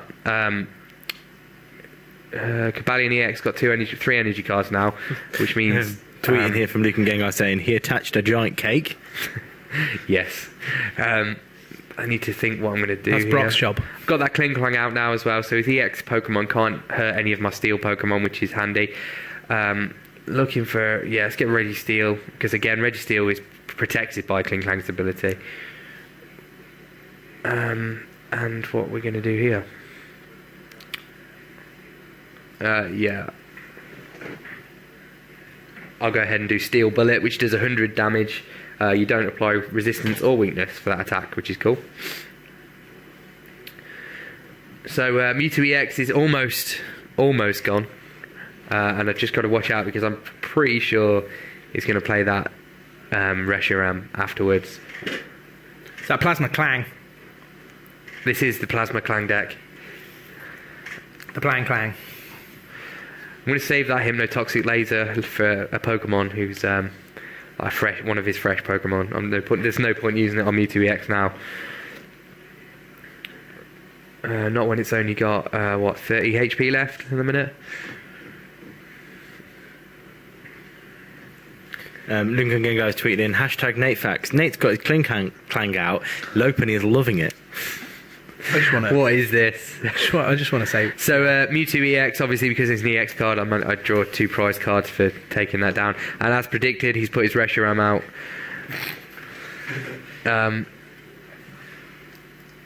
So I really need to watch that Reshiram. Ideally, I need an attack to take it down in 1. It's got 130 HP, so Steel Bullet won't do it. You do not want to have that fiery Pokemon up in your clan.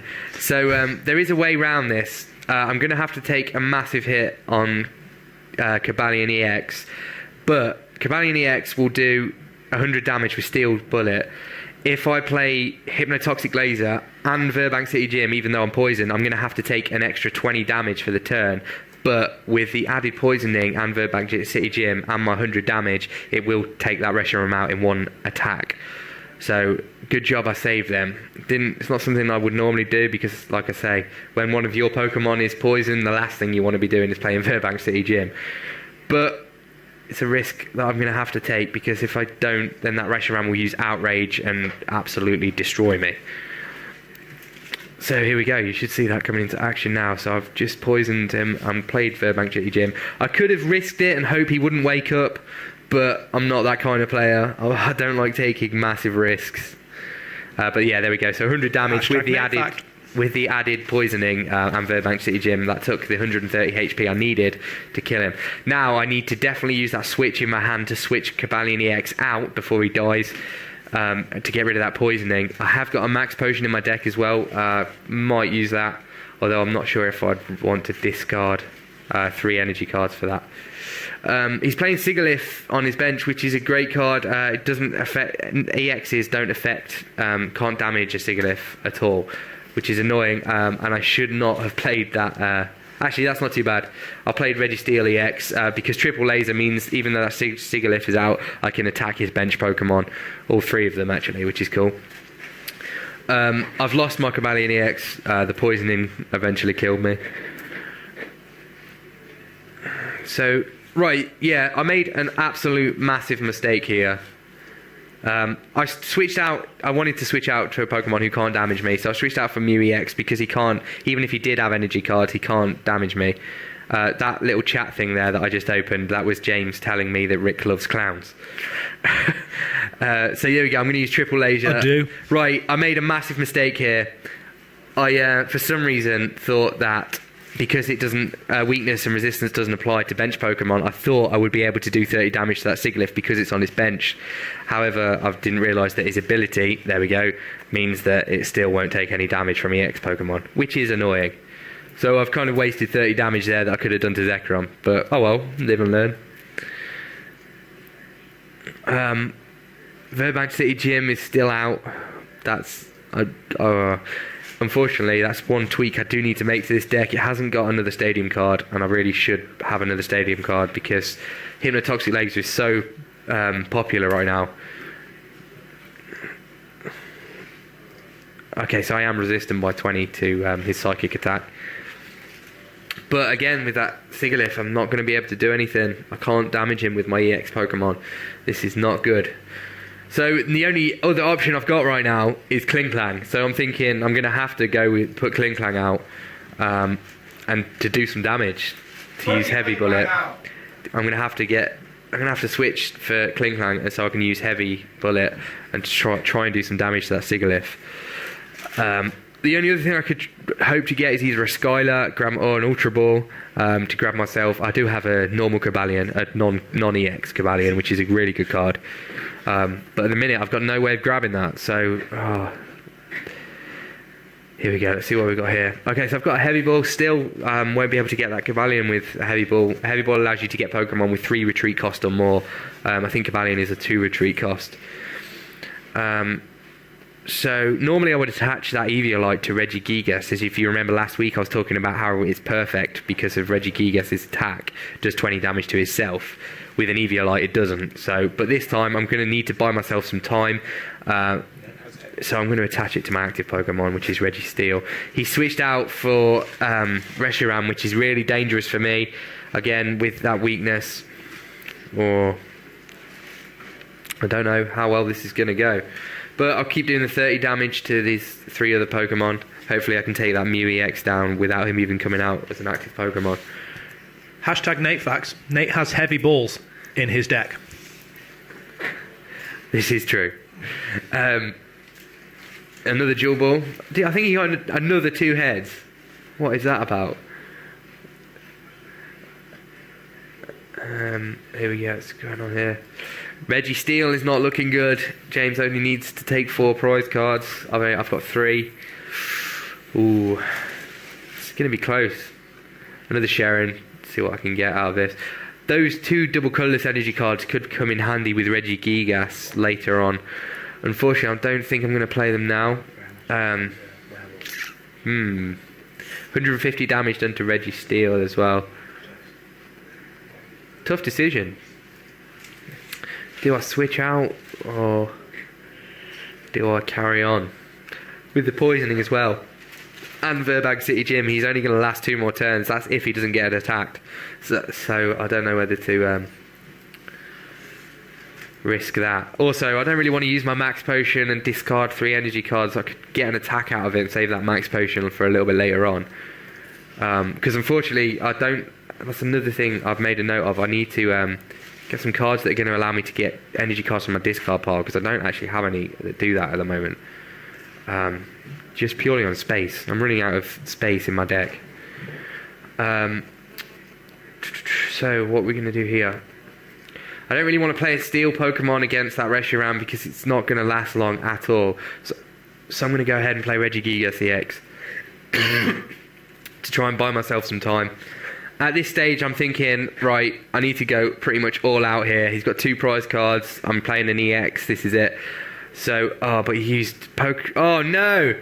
This is where James heard me scream from across the building because I did not expect that Pokemon catcher, and he's just absolutely destroyed that Klinklang. That's what I mean about that Reshiram. Yeah, I did. That Reshiram, if you're playing the Plasma Clang deck, you need to be so careful. And Heatran as well at the minute. A risk, it is a risk. So I'm thinking now I'm going to have to go all out pretty much. So those double colourless energy cards are going to have to go on Regigigas so I can start doing some damage. The only thing I'm worried about is that Sigilyph, because I can't damage that Sigilyph. I hate that card. I get you with that every time, Nate. I know you do. It's that card. Love that card. Right, yeah, I played that N because I needed to make sure James hasn't got any energy cards, because I really don't want him to do that. But it's good because I managed to get myself that Cobalion that I was talking about. The Cobalion I was talking about, he's just on 140 damage, but the poisoning eventually killed his Reshiram, which is good news for me. So slight game change here. I don't really need to worry about Regigigas. I need to bring him back actually, because that Sigilyph, again, I can't damage him. Ideally, I want to get that Cobalion out because it's a really good card, and I might be able to finish him off with that. Let's see. This is close. This is getting close. Yeah, I could use. I'll attach the energy card to Cobalion because he's going to be going out next anyway. I'm going to Max Potion that Regigigas EX to buy myself some time.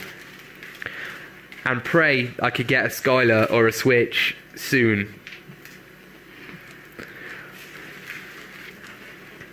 It's not looking... It's not looking good. Oh, I did get a Skylar. That is good news. Let's have a look.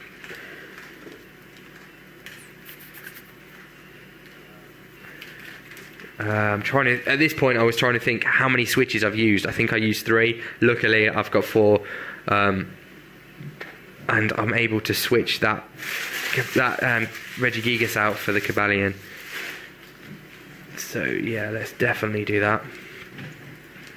I just ate too many crisps. I'm going to go ahead and use Energy Press, which means... 10 HP short! I could have killed that Sigilyph. He's got 10 HP left. He's used Potion. Although one more of those attacks will definitely win. We'll definitely get rid of that Sigalith. This is close. My last card. All my hopes are on this Cobalion. If I can get another Steel Energy card attached as well, I'll be able to do Iron Breaker. Great move, which means you can attack, does 80 damage, but the defending Pokemon can't attack me during the next turn, which is cool. Unfortunately, I didn't get that Steel Energy card. Disappointment of the week then, eh? I know. That's not the disappointment of the week. Get myself up Kling Clang, just gonna. I really should have played Colress there and hoped for an energy card. Don't know why I didn't do that, looking back. The pressure of being so close, I think. There goes his Sigalith anyway. 1-on-1. Ooh. Nate loves one-on-one card battles. I do. Nate facts.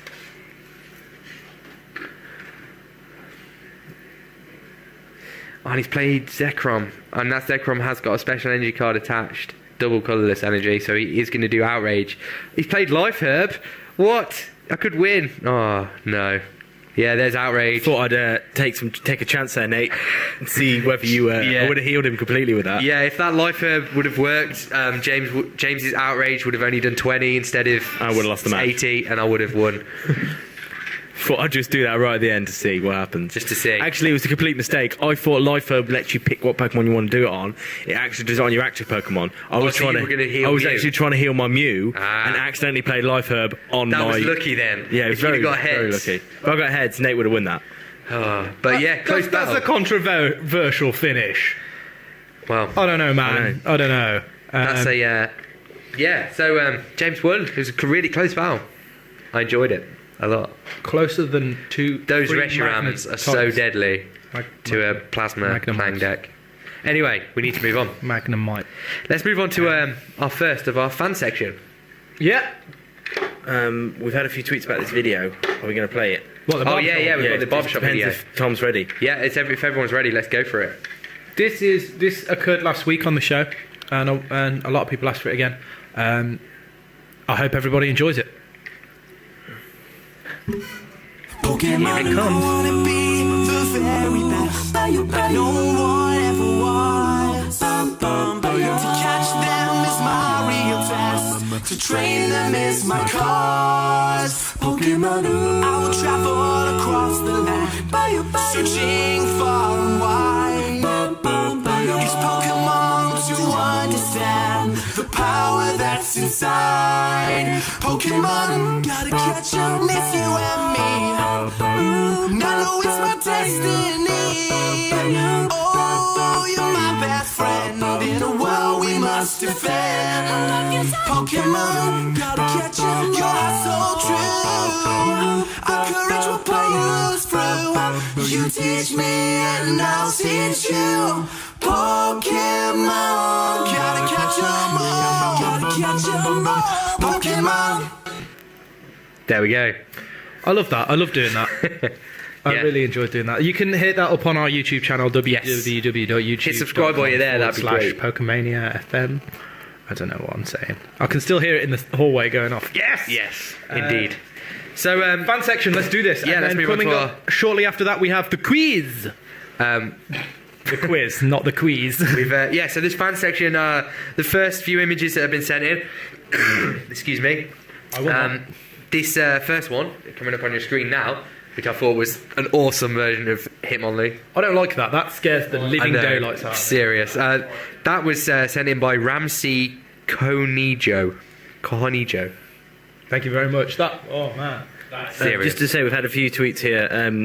Captain Squirtle on Twitter has said, tuning into Pokemania FM for the very first time. You guys singing the theme song was awesome. Thanks. And Ryan Maloney is saying, nothing is funnier than singing the theme song. I made everyone 8 at my FreeCon panel and they enjoyed it. Yes. I think that's not 8. Okay, well, I may have read it wrong there. You didn't read it wrong, but it's definitely at. Oh, okay. I made everyone 8 my FreeCon panel.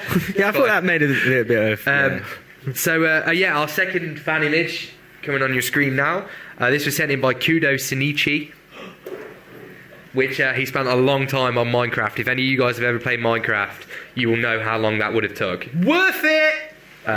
So yeah, some Minecraft Pokemon going on there. That's what I'm going to shout right now. That is so cool. Our next one was emailed by, I'm going to get this right, Chanel Monstrous Russell. That's quite the name. This is fan art. This is a fan art of the evolution of Pancham, an idea of the evolution of Pancham. This isn't real. What's the new one going to be called? Pangoro or something like that? What, the evolution? Yeah. I don't know. Pancham's the first one. We haven't had an announcement. I of the last swear one. we had. We've had rumours, but not an actual announcement. Pangoro, I heard of something like that. Yeah, I thought it was a cool design though. Nice little bamboo sword thing going on. I do like a good bamboo sword, mate. Next maybe up, that's more of a mace, I'd say. Not a sword, mace. Okay. Bamboo mace. Next up was from Bhushan Patil. Nice little drawing of Rayquaza there. You can tell that's been done, like, on a piece of paper. Well, yeah. Yes. You know what I mean? And not like digitally done. Hand drawn. Not that there's anything wrong The word with you're doing looking it for is hand drawn. Yeah. Not that there's anything wrong with doing it digitally. I think that's also an art, but that is hand drawn Yeah, definitely. on paper. And the next one was from Mohammed Anji the Shigami. That's cool. Haro and Lugia. Are they battling or are they dancing? Because Lugia looks really happy there. You Yeah, know they're what I just mean? like, hey, not seen you in a while. Let's dance. How's the sea? Pretty good. How's the sky? Yeah, I'm working on it. Yeah. And we had another one sent in from Ramsey Cajonjo. I don't know, Cajonejo. I think I'm saying that right. Conijo. And this one, here we go, coming on your screen now. This is another one of those we spoke about last week. People have been crossing Pokemon and then doing fan art of it. And this is, what is it, Volchamp? Voltorb and Machamp. It looks a bit... no, it's not. It's Hitmonchan. It's Volchan. I wasn't paying attention. Yeah, Volchan. That was it. Volchan. Looks a bit Deadpoolish. I don't know why I'm thinking Deadpoolish, but Yeah, I can see one. So yeah, that's our fan art for this week. So we've got more to come though, so don't worry. I keep looking at the Twitter and seeing caption entries and not realising they're caption entries and laughing and being like, what are people? Oh, it's a caption entry. So still to come on the show, we've got Pokemon Card of the Week, we've got Poke Essentials, we've got another Pokemon battle, another 2 Pokemon battles I believe, and we've got the second part of our fan section, last week's winners to announce. Yeah. We've got competition reviews as well, and coming up now is... we've got a jingle for it. You get the jingle up and I'll stall. Okay, well I can do that for you then. Everybody loves this next section, to be honest with you. I do indeed. Next week's going to be a bit interesting because you're going to do it, aren't you? I am indeed. Yeah. Do you want to tell people how they can get involved in this next section? I do. You can... Well, the next section is... It's time to test your knowledge in the Pokemon quiz. Yes, it is. Pokemon quiz time. Same time every week that we've decided now recently because it used to be at 9, but since we're at 3 hours, it's now at 9:30. Yes. Halfway point in the show. If you would like to take part in the Pokemon quiz, it's very easy. You need to listen to the questions that I say and then give your answers. Tweet them in. Tweet them in, email them in, wait until the end, get a piece of paper, write them all down. Yeah, you can either tweet them in as they go. Tie them to a Pidgey's leg, send the Pidgey off to us. Yeah, either tweet them in as they go or send them all in at once. Indeed. I need to move, don't I? Our contestants in the studio, as normal, we will have Dragon Tamer Nate, Professor Zaid Tom, Cool Trainer James, and Ranger Emma. They'll be taking part. You can do, I don't really mind. Well, I don't want you to take it away and cheat, Nate. Yeah, Captain Google. Captain Google right there. Captain I'm on Bulbapedia all the time right there. We've had a hashtag Nate from Luke and Gego, hashtag Nate's plot twist. Nate is doing the quiz next week. I'd also like to point out that I made a massive error earlier, and the Crobat that we're giving away will be outstanding in its IVs, not fantastic. You know what I mean, though. Outstanding. It's going to have really high IVs. I've got something in my... I ate a massive bag of crisps earlier, and it's come back to haunt me. So, yeah, there we go, because I've had texts and I've had emails from Leon. Nate. I've got Very angry at me for saying bad things about his... very angry things about his baby. Crobat that's coming our way. So, quiz time. I'm going to start off 15 questions this week. Lots of fun. Is everybody ready? Yeah, I'm everybody ready. at home? James isn't. What a surprise. What a surprise. I'm going to throw Mew at you. Again. Yeah, much luck. Go Mew. Whoa! Where did you come from? I definitely threw Mew at James.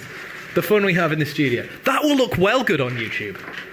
Because, like, the camera's well set up to take that.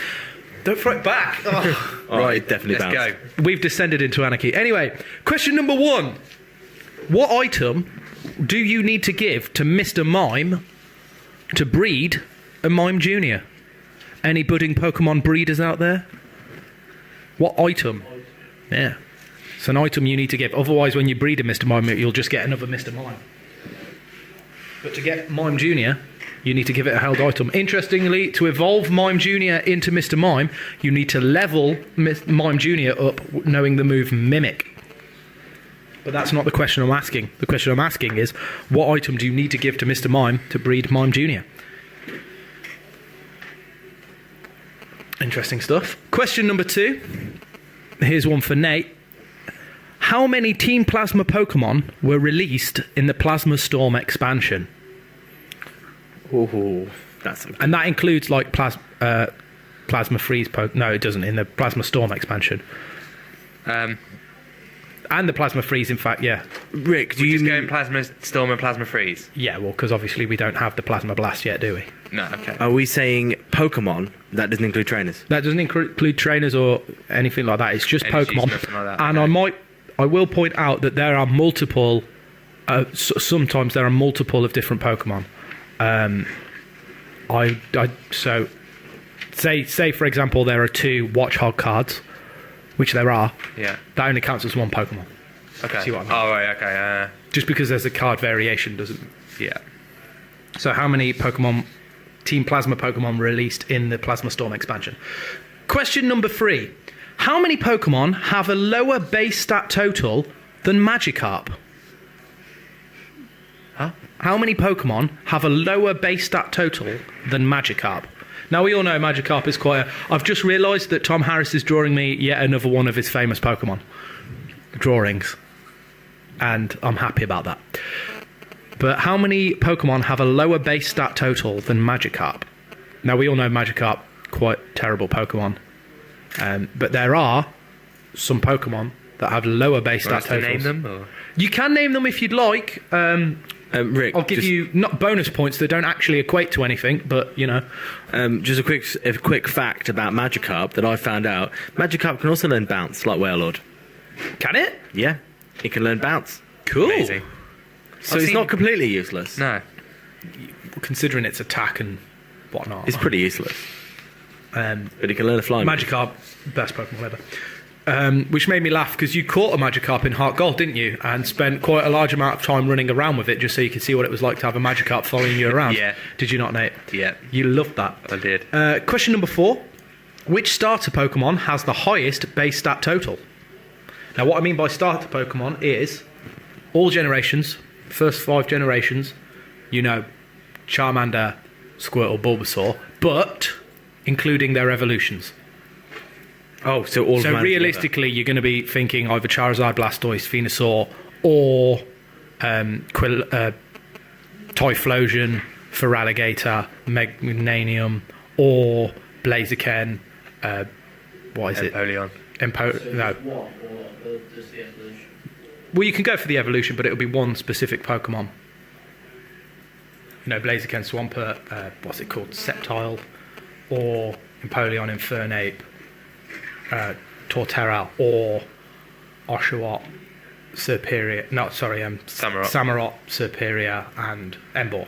Yeah. So we can just name one in the series and Yeah. you'll know what we're talking about. So which one has the highest base stat total? And they're all very close. Question number 5. You know I do love my foreign names. So which Pokemon's German name is Last Choking? Last Choking is a Pokemon's German name. One word. Yeah. Lastraking. Well, it's Laschoking, so I have a feeling it's Lashoking. but I'm pronouncing it last choking. Question number 6. Which series of the Pokemon anime has the theme song with these lyrics? Here we go. I'm not going to sing it. I'm just going to give you the lyrics. Oh, no. And this is the chorus. It's a whole new world we live. Do, do, do, do, do, do, do. It's a whole new way to see. Do, do, do, do, do, do, do.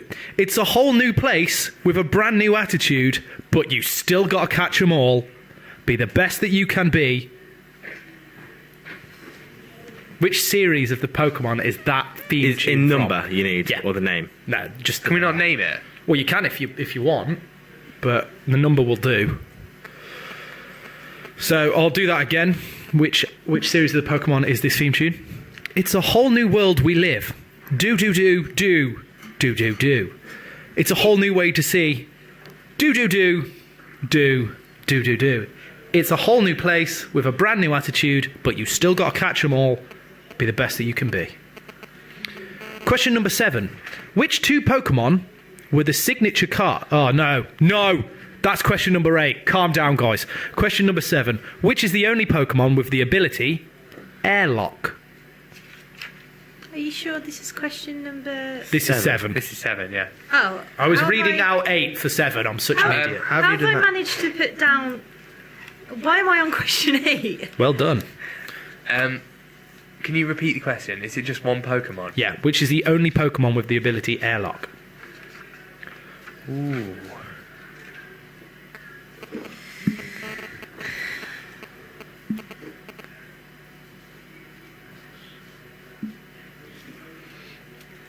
How are we all doing? Ready? Yeah.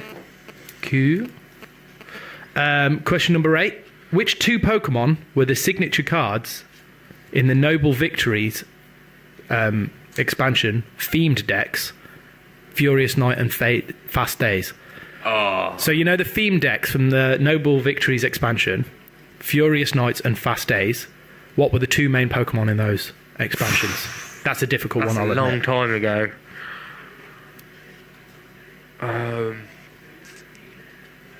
What are the theme decks called?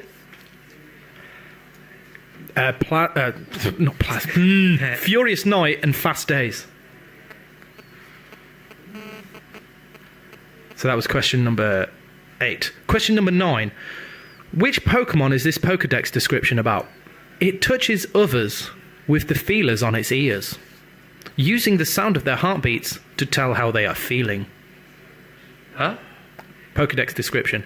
It touches others with the feelers on its ears, using the sound of their heartbeats to tell how they are feeling.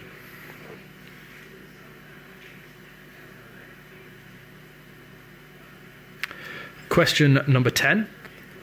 Which shiny Pokemon was given away during the 2012 VGC Championships? So last year's video game championships. We all know this year there was a shiny Metagross given away. Last year, which Pokemon was given away? A shiny Pokemon.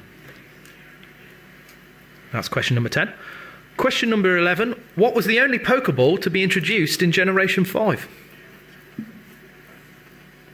So what was the only Pokeball to be introduced in Generation 5? Question number 12. What is the maximum amount of IVs a Pokemon can have in a single stat? It ranges from 0 to this number. What is that number? The maximum number of IVs, individual values that a Pokemon can have in a stat. Throwing you in the deep end, to be completely honest there. Question number 13. If you breed a female Wigglytuff with a male Pidgey, what Pokemon will you get? I've got blank faces here, guys. No one knows what's going on. If you breed a female Wigglytuff with a male Pidgey, what Pokemon do you get? Question number 14, and on the same lines as breeding, how many different egg groups are there? This one's difficult, isn't it? I'm doing so bad in this quiz. And question number 15, again involved with breeding. Wait, you just read 15? No, I read 14. No, I read 14. How have you done it as well, Nate? I'm going to get lower in this than I did in the VCG battle. Well done. Question number 15. In which generation did inbreeding become possible? Become Possible. Before this generation, you couldn't... Say, for example, you bred 2 Pokemon together. Yeah. And you didn't get the right Pokemon. You could then take the offspring of that and breed it with its parent to get another one. But that wasn't possible up until this generation, and I need the generation. So I'll quickly run through these questions so everybody knows. What item do you need to give Mr. Mime to breed Mime Jr.? Question number 2. How many Team Plasma Pokemon were released in the Plasma Storm expansion? Question number 3. And Plasma Freeze, by the way. Question number 3. How many Pokemon have a lower base stat total than Magikarp? Question number 4. Which starter Pokemon has the highest base stat total? Question number 5. Which Pokemon's German name is Last Choking? Question number 6. Which series of the Pokemon anime has this theme song? It's a whole new world we live. Do do do do do do do. It's a whole new way to see. Do do do do do do do. It's a whole new place with a brand new attitude, but you still got to catch them all. Be the best that you can be. Question number 7. Which is the only Pokemon with the ability Airlock? Question number 8. Which 2 Pokemon were the signature cards in the Noble Victories theme decks, Furious Night and Fast Days? Question number 9. Which Pokemon is this Pokedex description about? It touches others with the feelers on its ears, using the sound of their heartbeats to tell how they are feeling. Question number 10. Which shiny Pokemon was given away during the 2012 VGC Championships? Question number 11. What was the only Pokeball to be introduced in Generation 5? Question number 12. What is the maximum amount of IVs a Pokemon can have in a single stat? Question number 13. If you breed a female Wigglytuff with a male Pidgey, what Pokemon do you get? Question number 14, how many different egg groups are there? And question number 15, in which generation was it possible to inbreed Pokemon? Rick, just on Twitter here, I'm having a look, and a lot of people are guessing answers that I didn't put down, so they're probably right. But we've had hashtag Remake Pokemon Yellow has tweeted in, this is Brock's quiz with all the breeding questions. I agree. A lot of breeding questions. Rick's heavy on his breeding right now. I have been looking into it a bit more, Pokemon breeding. Another shout out. We've had a new listener who was in the studio today, Emily Hookstep. She's listening. Thank you. She doesn't understand about Pokemon, but she loves the show. Thanks for listening, Emily. Love it. Yeah, carry on.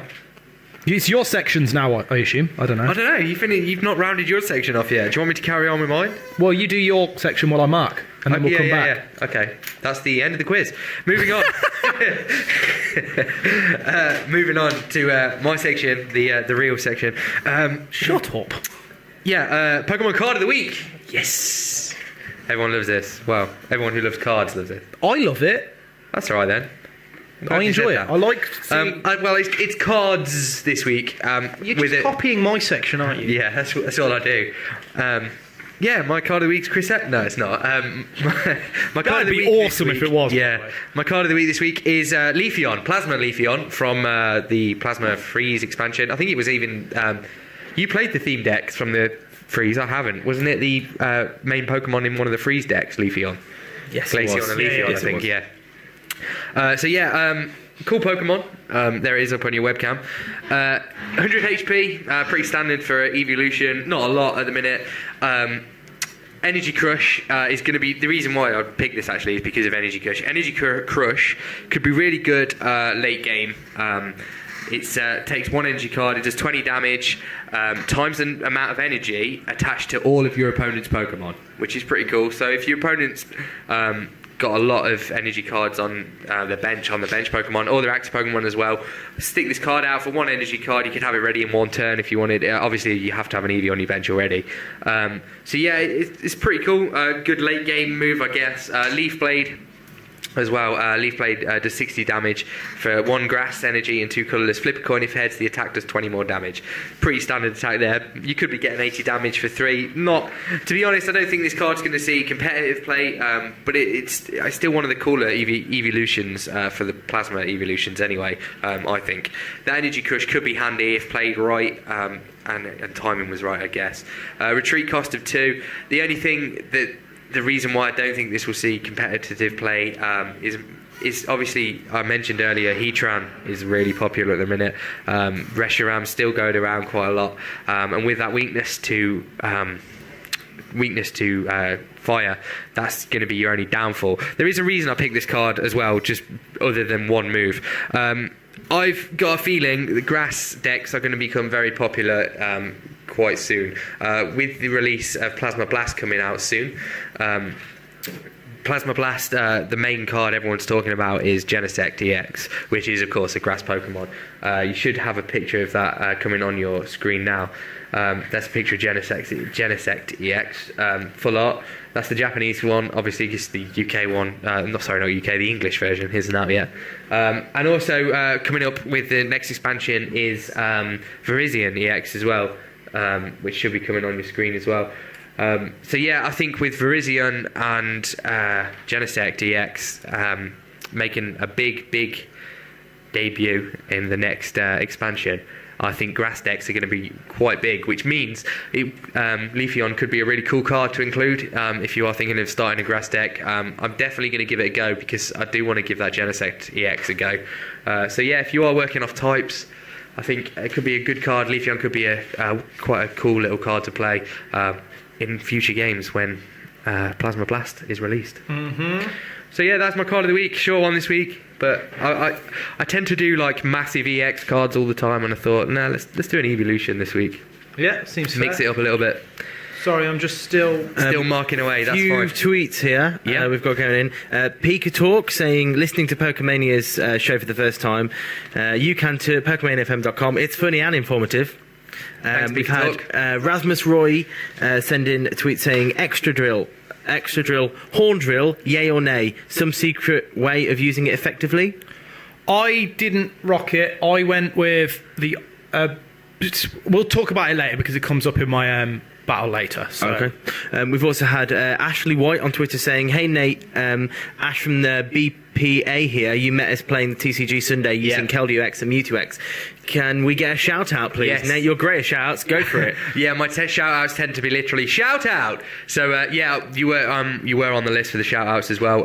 We can do it now. The BPA, the Bristol Pokemon Academy, is that right? I think it's Academy or Alliance. I'm pretty sure it's Academy. Bristol Pokemon Academy. Check them out if you haven't already. Especially if you're from Bristol. We can retweet that. But thank you very much for listening. Yeah, and it was really cool meeting you guys. I went over. They were playing like a little friendly TCG, and one of the guys was playing. Original. He had like a lot of basic base sets in his deck. It was really cool. They weren't just sticking to black and white. And yeah, one of the guys was playing. I think it might have been Ashley was playing a Keldeo EX deck as well. The match I saw, the Keldeo EX deck did kind of wipe the floor with the base set deck, but that's to be expected. And I thought it was really cool that he was playing with he had the base Charizard in there as well. That's cool. Serious. Like it. We did have a couple of Mewtwo's as well. I saw as well from really old sets, which is really cool to see. Yeah, great meeting you guys. We did have people. Actually, we had on our Facebook someone asking about alternative VGC rules, TCG rules. Yeah, that's. So if anybody has any fun ones that they want to play, I mean, you can always just go and get all the old decks and play the old decks. I mean, I'm not saying anything definite, but that might be a Poke Essentials in a show coming up next week. Fair enough, because we're talking about the half deck ones. Yeah, and obviously cards. Double battles and things like that. Yeah, that's cool. Right, let's get on with the quiz. You are listening, of course, to the Pokemania Show on STUDYVOX FM. Thank you very much. Quiz, yeah, nobody really did well. So let's see how well everyone did at home. I feel quite bad as well because a lot of people were close. But let's go through it anyway and we'll talk about them. Question number 1. What item do you need to give Mr. Mime to breed to Mime Jr.? We've got... James has gone with Small Mirror. I don't even think that's an item. Emma's gone with Metronome. I don't even think that's an item. Dragon Terminate's gone with Everstone. That certainly is an item, but it's not right. And Tom's gone with Jinx's Lips. I like it. Nobody's correct. It is the odd incense. Always remember when you're breeding Pokemon to get like their pre-evolutions, most of the time you need to give them incenses. So the odd incense, the lax incense. You must see my logic in Everstone. Yeah, I thought maybe it stops it evolving, like into I don't know. Maybe it starts a pre-evolution. Rick, really quick. Ashley White on Twitter has sent us a link to a Facebook page. We've just retweeted that. Wicked. Awesome. So everyone check it out. Question number 2. How many Team Plasma Pokemon were released in the Plasma Storm expansion? Nate, I thought you'd get this. I went for a complete guess. Tom's the closest. Tom went with 32. That's not correct. Dragon Tamer 8, 19. Emma went with 40. And James went with 10. I can tell you that it's 26. 26 Pokemon. Yeah. Team Plasma Pokemon. Rick, you've been corrected. Metronome is an item as well as move. From Luke and Gengar. Fair enough, but it's not the item that you need. So question number 3. How many Pokemon have a lower base stat total than Magikarp? Emma's gone with 3. Sorry, James, you went for 32 for the last one. But for this one, you've gone for 10. So 10 Pokemon with a lower base stat total than Magikarp. Dragon Tamer, Nate, you went for 2 Pokemon. Shedinja and Feebas. Feebas has exactly the same as Magikarp. All right. But Shedinja's surely lower. Nope. What? Nope. It's got a beast of a speed. It's got a massive speed stat. And Tom's gone with 3, Rattata, Slowking and Tepig. I'm guessing you're guessing at that. No one was right. The correct answer is 5. The 5 Pokemon are Caterpie, 190, Weedle, 190, Sunkern, 180, Wurmple, 195, and Azurill, 190. Really? What's Magikarp's? 200. Okay. Question number 4. Which starter Pokemon has the highest base stat total? Tom's gone with Charizard. Dragon Tamer 8, you went with Feraligatr. James, you went with Combustion. I'm assuming you meant Blaziken. Yeah, you know what I mean. And Emma's gone with Charizard. The correct answer is Swampert. Really? At a mighty 535. Swampert, evolved from Mudkip. People love that Mudkip. Question number 5. Which Pokemon's German name is Last Choking? I'm going to give Emma this. You went with Machoke, James. Nate, you went with Nidoqueen. Well, I heard the words lass and king and thought, that could be queen. Okay. I like it. You weirdo. Tom went with Coughing. Fair enough, choking. Emma went with Slow Wing. I'm assuming she meant Slow King. So I'm going to give her that because it is, in fact, Slow King. Oh, right, okay. Well, it's too obvious. It rhymes. Indeed. Question number 6. What series of the Pokemon anime is this theme song? It's a whole new world we live. Do do do do. Do do do. It's a whole new way to see. Do do do do. Do do do. It's a whole new place with a brand new attitude, but you still got to catch them all. Do do do do. Yeah, best you can be. That is Series 3, the Pokemon Johto. You went with Series 4. Emma went with Series 4. James went with Series 4. Nate, you went with Series 7. No, I went with Rival Destinies. Which you've then there put isn't 7. Oh, that 7's not meant to be there. That's not part of the thing. That's just me writing at 7. Well, it's not right. No. And you went with Black and White, which is about, I think, like 15 or something. It is Season 3. Pokemon Johto. Oh, okay, cool. Just after the Orange Islands. Question number 7, which is the only Pokemon with the ability Airlock. Emma, interestingly, Emma went with Exploud. Don't know why. James, you went with Thunderous. Nate, you went with Landorus. I like your thinking there. Not correct. And Tom went with Pidgeot. It is Rayquaza. Airlock. That's cool. Question number 8. Which 2 Pokemon were the signature cards in the Noble Victories themed decks Furious Night and Fast Days? Which were the 2 Pokemon? Tom, you went with Beedrill and Whale Lord. I wish. You went with Victini. Yeah, Victini, I remember being on the pack of the Next Destinies. No, it wasn't actually. It was on the Noble Victories. James went with Zekrom and Reshiram. And Emma went with Escavalier and Crocodile. I'm going to give her 1 point for that, because it's Escavalier and Aquagore. Or Acelgor. Yeah. The 2 bug Pokemon. Steel bug Pokemon. I should have known that. So I'm giving Emma a point there. Because she got 1 right, which is fair enough. Question number 9. Which Pokemon is this Pokedex description about? It touches others with the feelers on its ears, using the sound of their heartbeats to tell how they're feeling. I thought a lot of people would go for Lopunny, to be honest with you. But we've had Ledian from Emma. She was looking at a Ledian earlier on like Bulbapedia, because I think she caught one. That must be why she went for that. You've gone with Exploud, James. Feelers on its ears, Exploud. I was thinking of the one before that. I can't remember what it was called. Whismur? Yeah. Well, it's not the one before that. The one with the big Loudred. speakers on it's here. Loud red, That's explode. You just went with question mark, Nate. I like that. Yep. And Tom went with tentacruel. Feelers on it says it's ordino, Of course. to hear, Yeah, of course. using the sound of their heartbeats to tell how they're feeling. Ordino. Question number 10. What shiny Pokemon was given away during the 2012 VGC tournament? Dragonite from Emma. Shiny Marie from Tom. Kyurem from Dragon Tamer Nate. And Snorlax from James. I like it. Correct answer is Larvitar. That's why you saw so many shiny Tyrannitars. Okay. Because it was Larvitar level 5. Awesome Pokemon. Question number 11. What was the only Pokeball to be introduced in Generation 5? Luxury Ball from James. Luxury Ball from Tom. Dusk Ball from Dragon Tamer Nate. And Nest Ball from Emma. They were all before that. The only one is the Dream Ball. For the Dream World. Of course. Of Dream course. Ball. Question number 12. What is the maximum amount of IVs a Pokemon can have in a single stat? Emma's gone with 222. Dragon Tamer Nate's gone with 252. You're thinking of EVs, but never mind. All right. Tom's gone with 27. He was the closest. No, he wasn't. And James has gone with 32. James, I feel really bad. It's 31. Ah, so close. That's unfortunate. Question number 13. If you breed a female Wigglytuff with a male Pidgey, what Pokemon do you get? Now, normally in this case, it's the female that passes, that you'll get the female one. However, my bad. Is it a We've trick gone with- question? Yeah, it's a trick question. James has gone with Jigglybuff. What is Jigglybuff? Isn't it the Igglybuff. Igglybuff, that's it. Which normally would be correct, but I'll tell you why not in a minute. Tom's gone with Pidgey.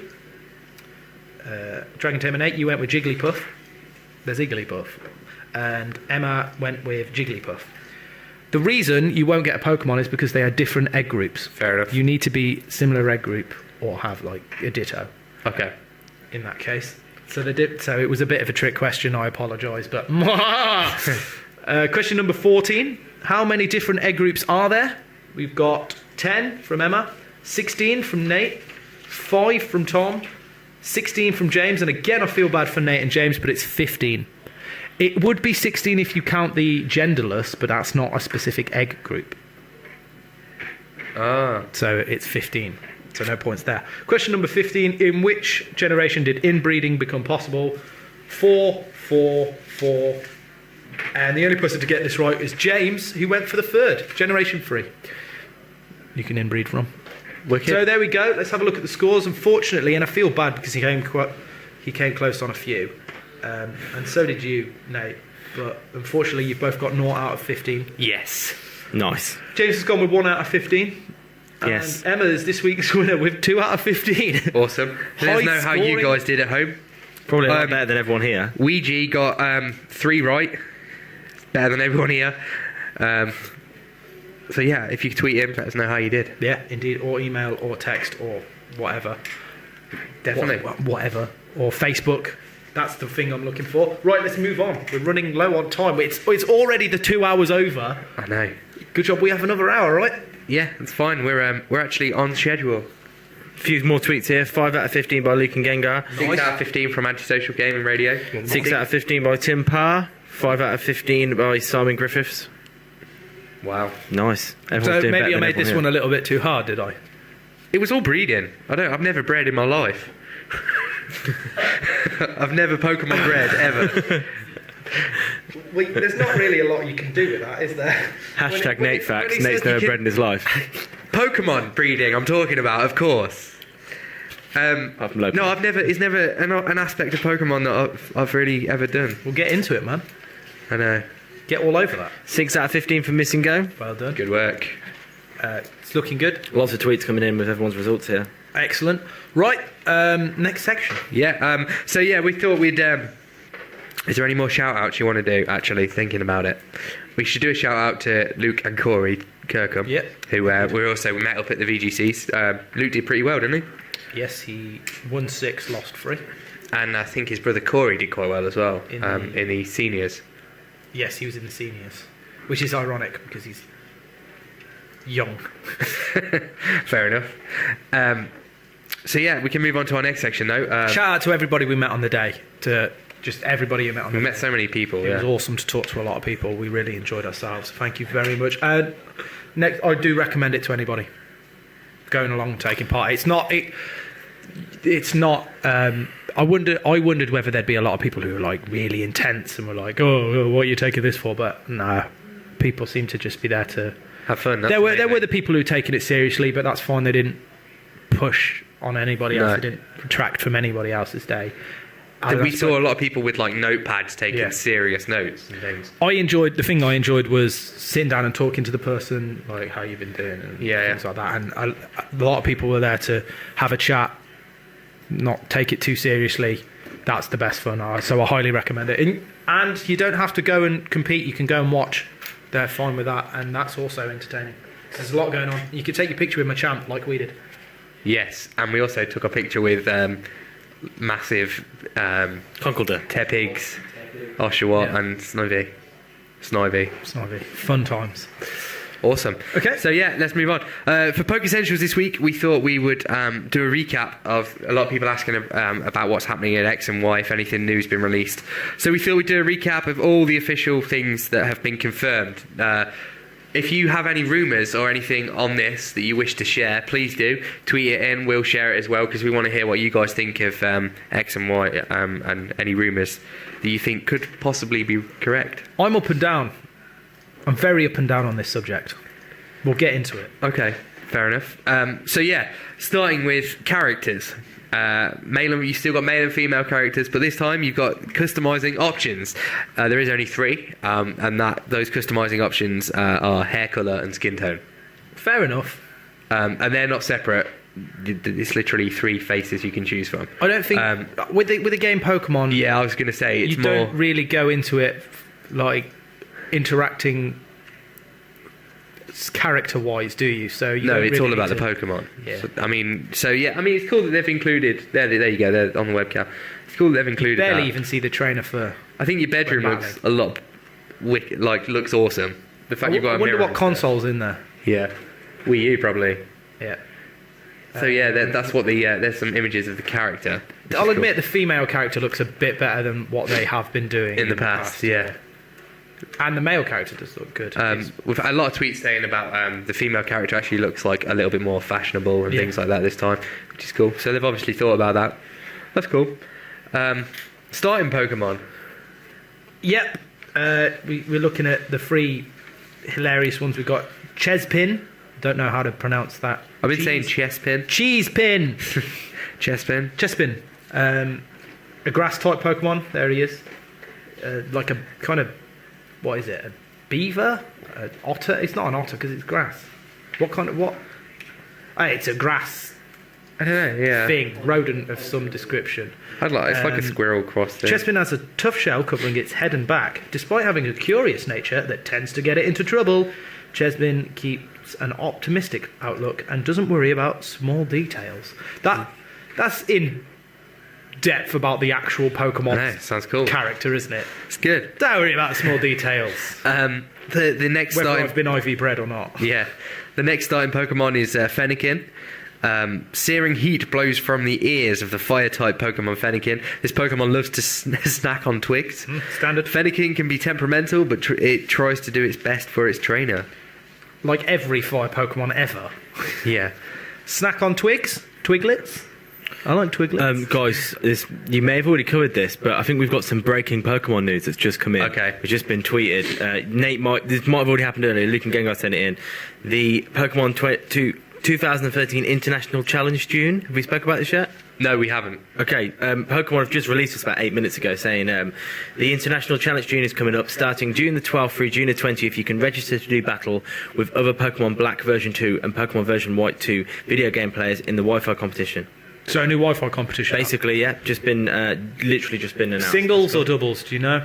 I'm not sure, it doesn't say here. We'll find out. When we find out, we'll let everybody know. But if it's doubles... We'll have a good look at that after the show. I've got updates of my team that I want to try out. Let's move on to our next Pokemon. Starting one. Froakie. Now, I like this one. I just do. He looks really good. He's like, hello, can you hear me? I can hear you. Where are you? That's what Froakie's like. The water-type Pokemon Froakie is both light and strong. making it capable of jumping incredibly high. The bubbles on its chest and back protect it from attacks.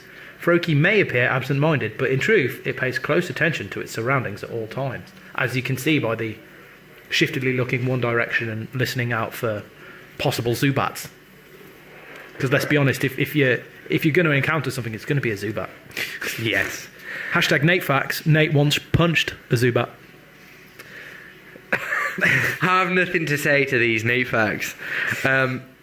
So yeah, let's look at what the legendary mascots are so far. Everybody knows the same. Yeah. Now I've got heights and weights. I like that. Yeah. Xerneas was the first one with a height of 9'10", pretty high, and a weight. That's a big Pokemon. A weight of 474 pounds. That's a heavy Pokemon. Yes. Divide that by 14 and you've got it in stones. I don't know why that's important, but it is. It's quite a lot. That's massive.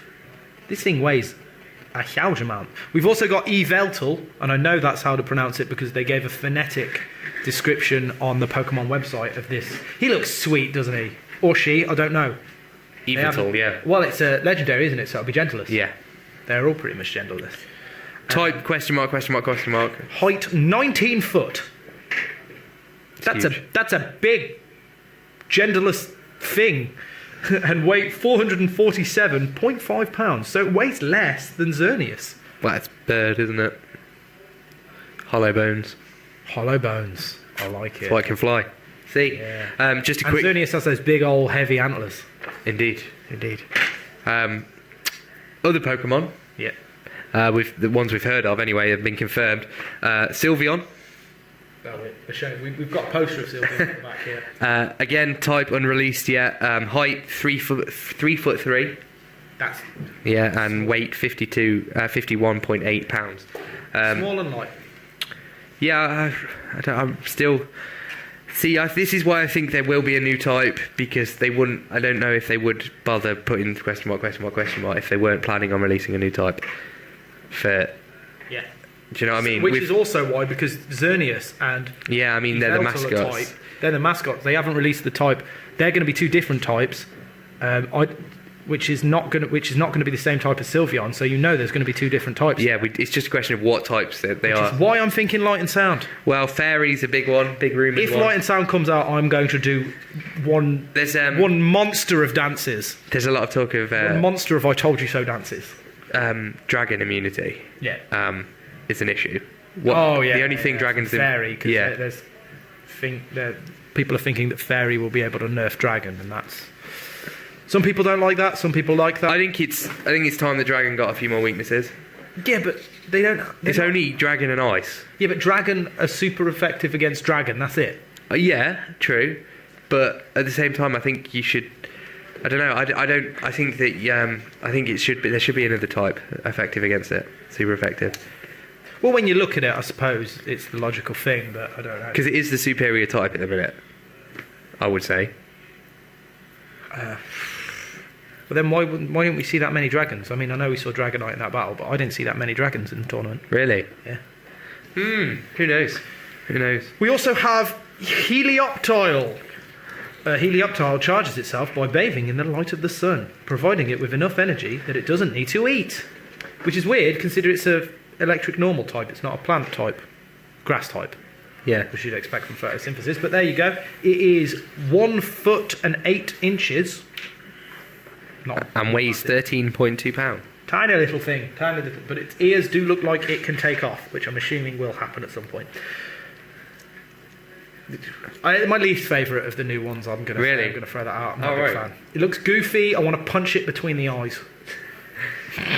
We've had a tweet in from Simon Griffiths talking about the upcoming tournament James mentioned. Apparently it is doubles. Yes! But I'm going to look at that in a second, so we'll get on more on that in a sec. The next one we've heard about is Fletchling, which is the least favourite of mine. With a friendly nature and a beautiful chirp, Fletchling is a popular Pokemon among many trainers, but Fletchling is also known to be ferocious in battle, capable of unleashing relentless attacks. I don't know why, but this is... No, it's not. This is what... I do like this Pokemon. I don't know why it's, normal/flying. I think it's the only Pokemon to have a normal and then a type. normally that's type then normal. Yeah, flying normal. Yeah, But normal flying. I don't know what difference that makes, but there you go. But it's got flame charge, doesn't it? One of its moves is flame charge. Oh, So is it going to evolve into a fire Pokemon? 1 foot tall, 3.7 pounds. That's a light Pokemon. that is. We've had a tweet in from Pokemon XY official saying that they're now tuned in and managed to catch the end of the show. So Hey guys. It's probably because we're now an hour longer. yeah, now we're 3 hours. That's probably why.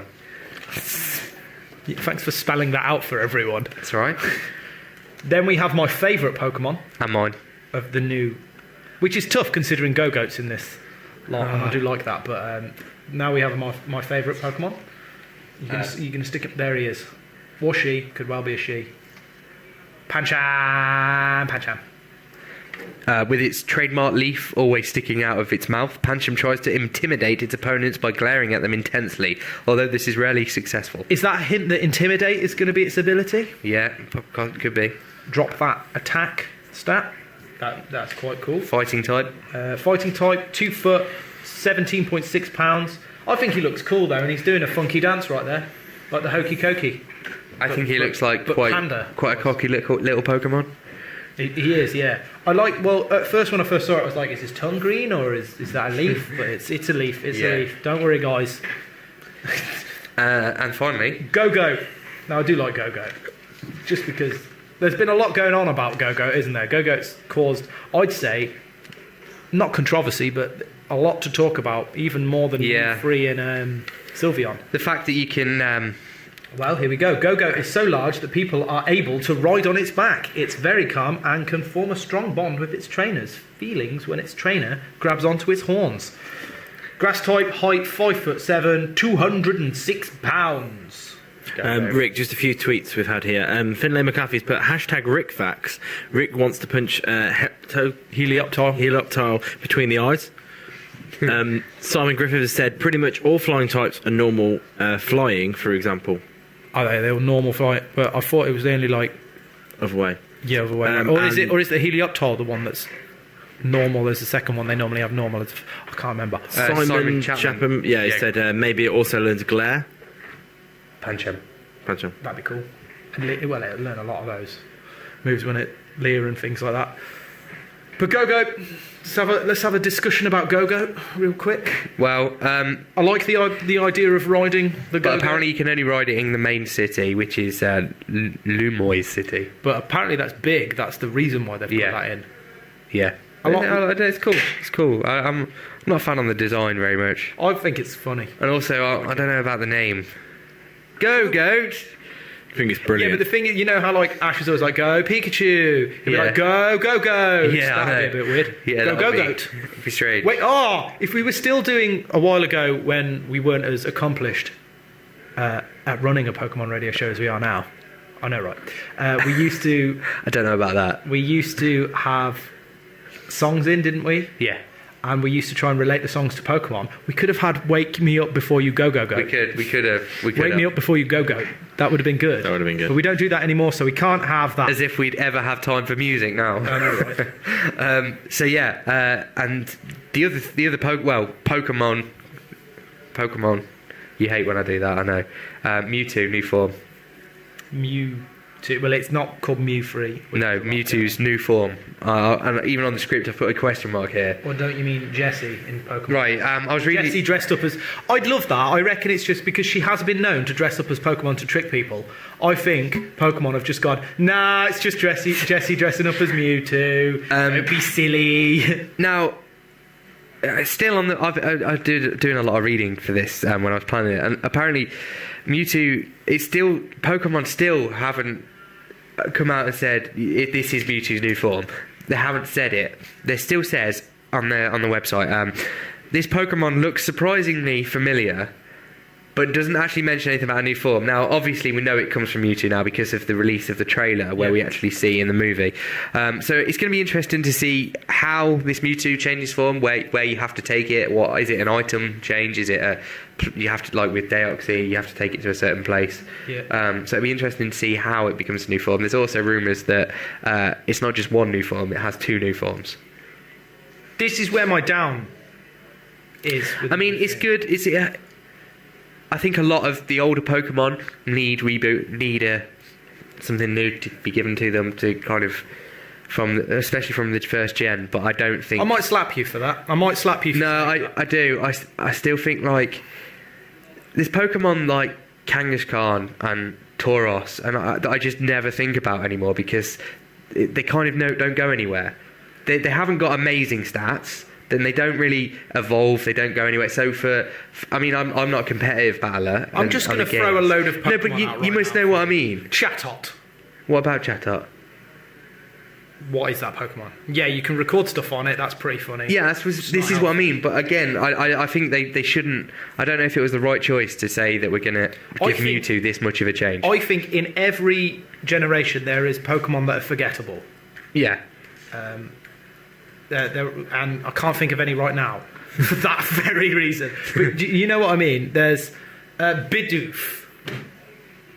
Yeah. Bidoof. You know what I mean? Sentret. Noctowl.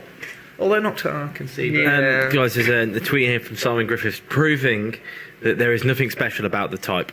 Which type? The type of Fletchling normal flying. Yeah. He's got a picture from Bulbapedia and he's showing that, so check it out. I swear there's one that's just like a new normal. Someone was saying anyway. I forget. I think it was the other week. One of them was backwards the types. That's what I mean. But I can't remember which one it was. Oh, there's lots of flying and normal types, but whether they are normal flying, you see what I mean? Well, I'll have a look at the picture in a minute. Pokemon X and Y takes place in the Kalos region, the centre of which is Lumiois City. Lumiois. I think it's Lumiose City. A thriving metropolis filled with customers checking out a variety of shops. Many roads extend from the iconic tower at the city centre. Let's have a look at some images. Yeah, these are some of the images of gameplay, which is cool. I like it. I like the overall art. You can move diagonally now. Yeah, the art and the actual design of the game. People have shadows. That's always good. We've had a few tweets in here. Pokemon XY officials say, "Are you guys ready for E3?" Because they might be announcing some big Pokemon news. It's next week, isn't it? It is, I think. And Rasmus Roy said, Noctowl is super cool. Ash had one as well. Yeah, Ash did have a Noctowl. And also, Ryan Maloney just because saying, Ash has a Pokemon doesn't make it good. Also, Ryan Maloney saying, Noctowl isn't forgettable. Anything that can use Dreamy to you remember.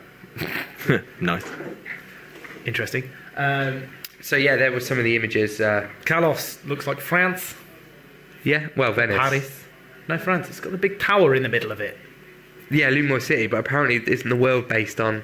Have you seen the world? It looks like France. No, I haven't seen it. I haven't seen a picture of the world yet. Well, I think we've got one somewhere. I'm pretty certain it's based on France. Yeah. Oh, right. For some reason I thought Venice, but it could just be me. Well, we haven't heard anything about canals, so it's not going to be Venice, is it? Have you been to Venice? Yeah, I thought in the trailer there was a lot of bridges over rivers. It definitely looks French to me. Okay, I thought Venice for some reason.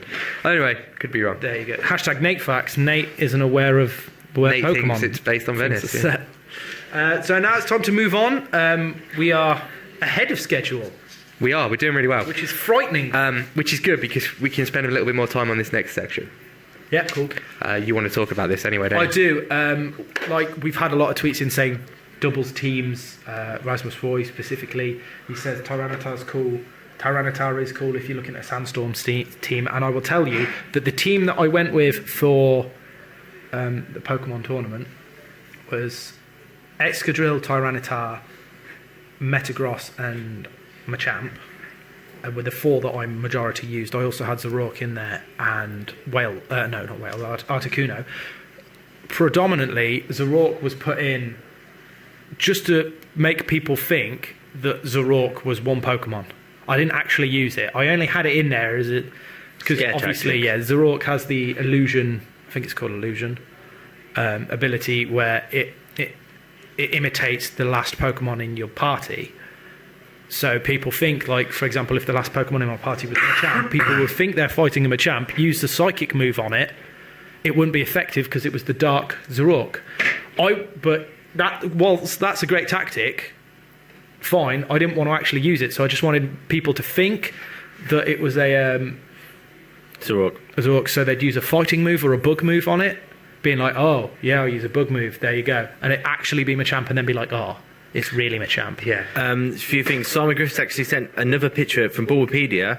It is Heptatile, and it's a special one. It goes electric normal. Right, not yeah. normal electric. There we go. A few other things. I just got confused with the way Twitter. around it was.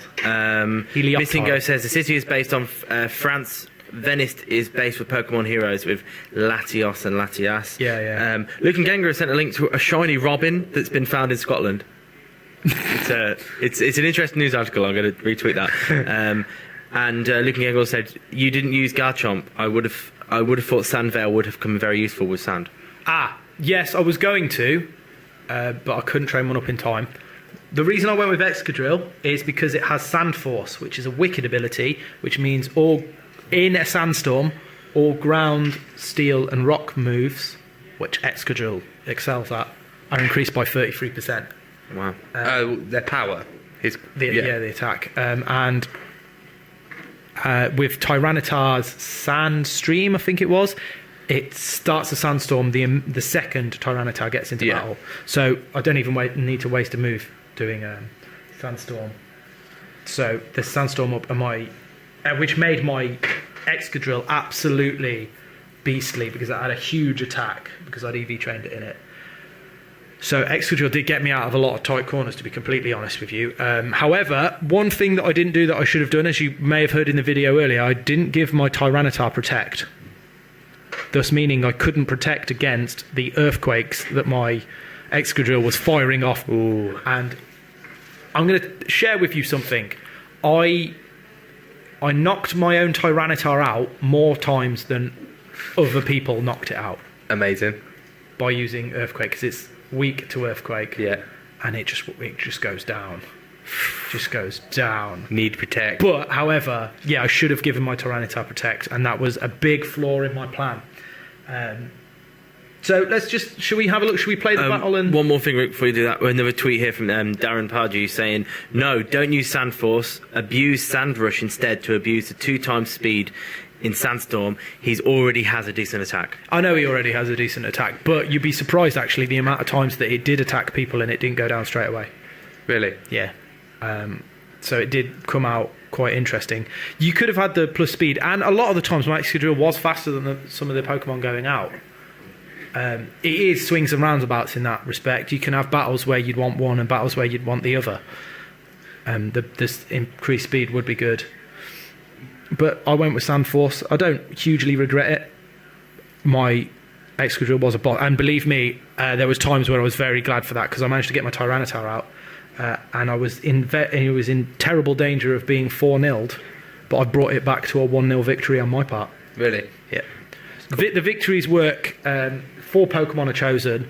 If you knock out all your opponent's Pokemon without losing a single Pokemon, that's 4-0. If you knock out all your opponent's Pokemon with losing one Pokemon, that's 3-0, 2-0, 1-0, so on and so forth. You understand?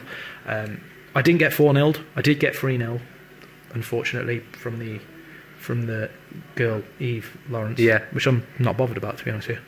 Okay. Genuinely not. Okay. She beat me fair and square. There wasn't much I could do about it. Hold your hand up, you get beat. Yeah. It happens. But anyway, we'll play the battle and I'll show you my Pokemon in action. I actually think this was the last battle I had with... sorry, I've forgotten that's name. Simon Chapman. I think this is it. But he'll tell me if I'm wrong, because I recorded a few, but I'm pretty certain this is the last one I had. So let's do this. This was greatly enjoyable. I had a lot of fun with this battle as well, because I thought it was going incredibly badly. So thank Nate for going crazy. There we go. Shiny Tyranitar. There it is. I don't know whether that was actually the one that was given from last year's VGC. And there's a Metagross with my Machamp and Metagross. There, as you can see, my Sandstream goes up from... the Tyranitar... My opposition's Tyranitar started the Sandstream, which I'm fine with either way. And there we go, my Machamp showing how beastly it is with a cross chop. It's got no guards, so moves that are 80% effective or 95 accuracy always hit, but it means moves against my Machamp always hit as well. So there you go. I used agility on my Metagross to make it quicker for the next turn. Probably shouldn't have done that, to be honest. But there we go. My Machamp took a Psychic like a boss. But my special defense is down. He's not going to last very long. Buffeted by the Sandstorm. That's the other downside to the Sandstorm. Lucario. Wonderful little Pokemon. Terrified now because that Lucario will mess my Metagross up, so unfortunately I couldn't take it down. And there's that Aura Sphere, which Simon Chapman's tweeted in saying it is the battle, and yes, it was last year's Lavatar. Cool.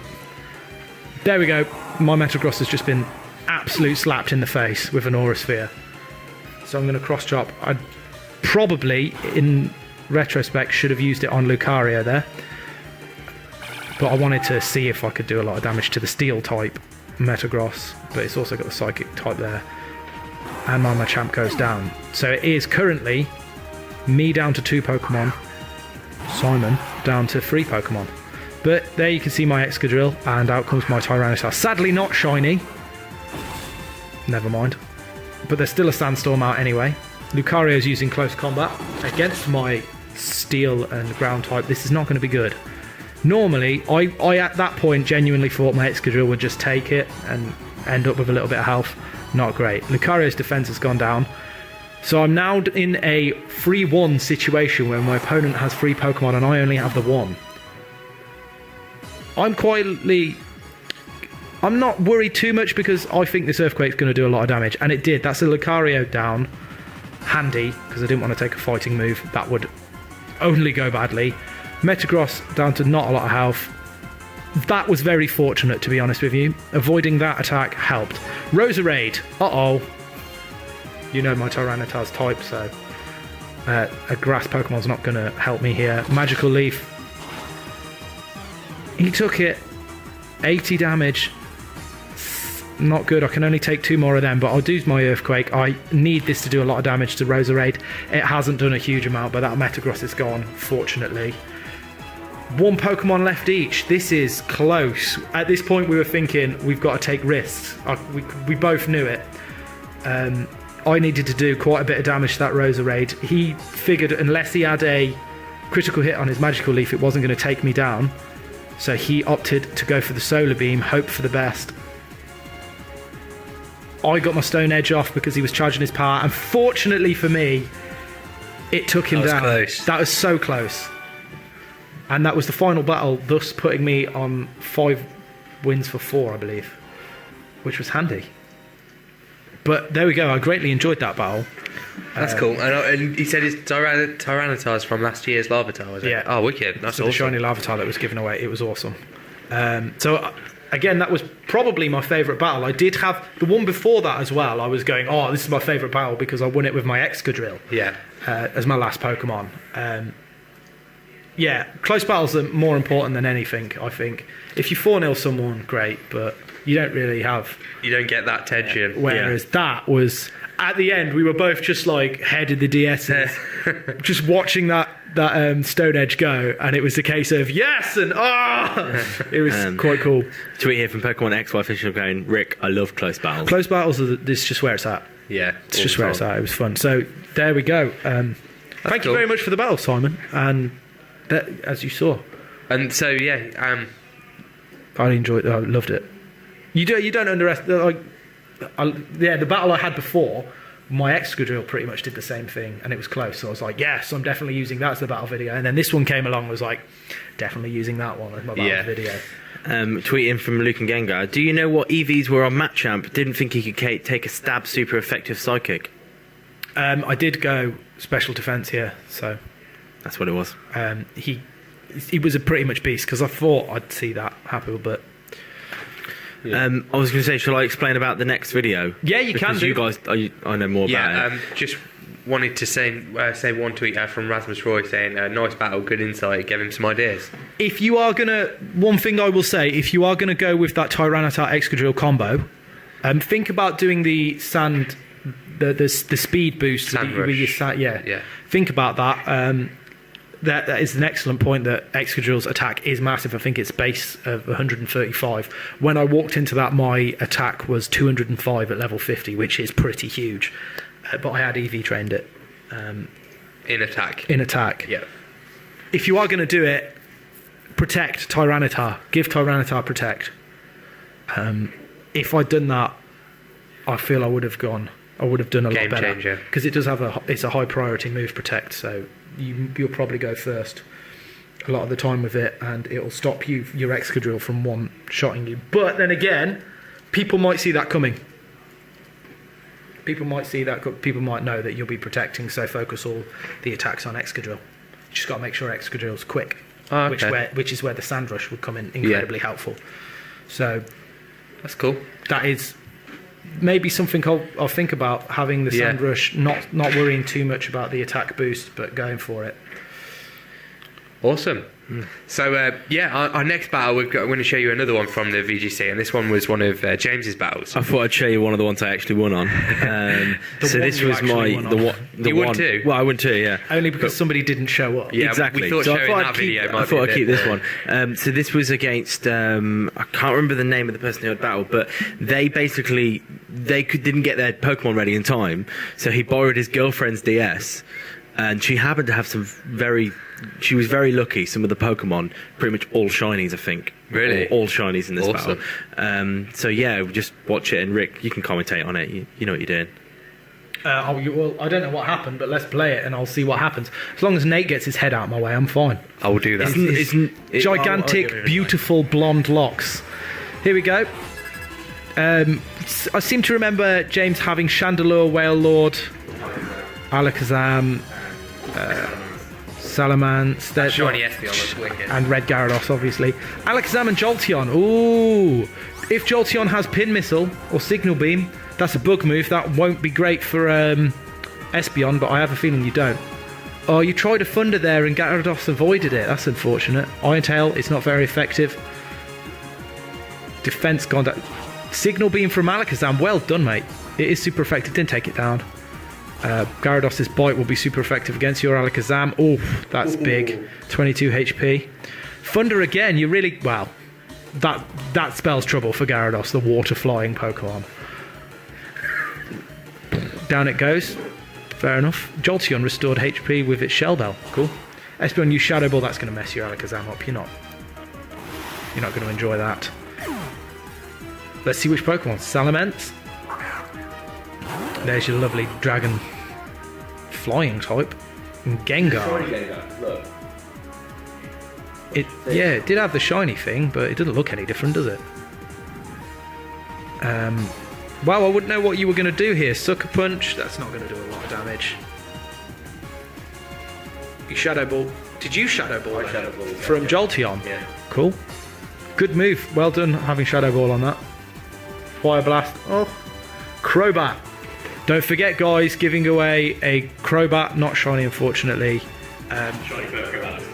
IV bred. Outstandingly IV bred. It's going to be awesome. Well, you would, wouldn't you? It's flying type. That's a Thunder. You did miss your first Thunder, so 2 out of 3 Thunders ain't bad. That's the song title. And there you go. Wow, that was a quick battle, James. Yeah, it was. That was very quick. That is a team of shinies. That's pretty impressive. Luke and Gengar going, go Gengar. Unfortunately, James took it down. Who'd use Gyarados instead of Pelipper? Fair enough.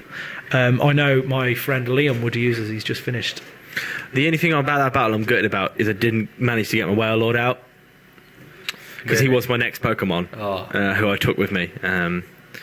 Unfortunately, I didn't get a chance to get Wailord out. But yeah.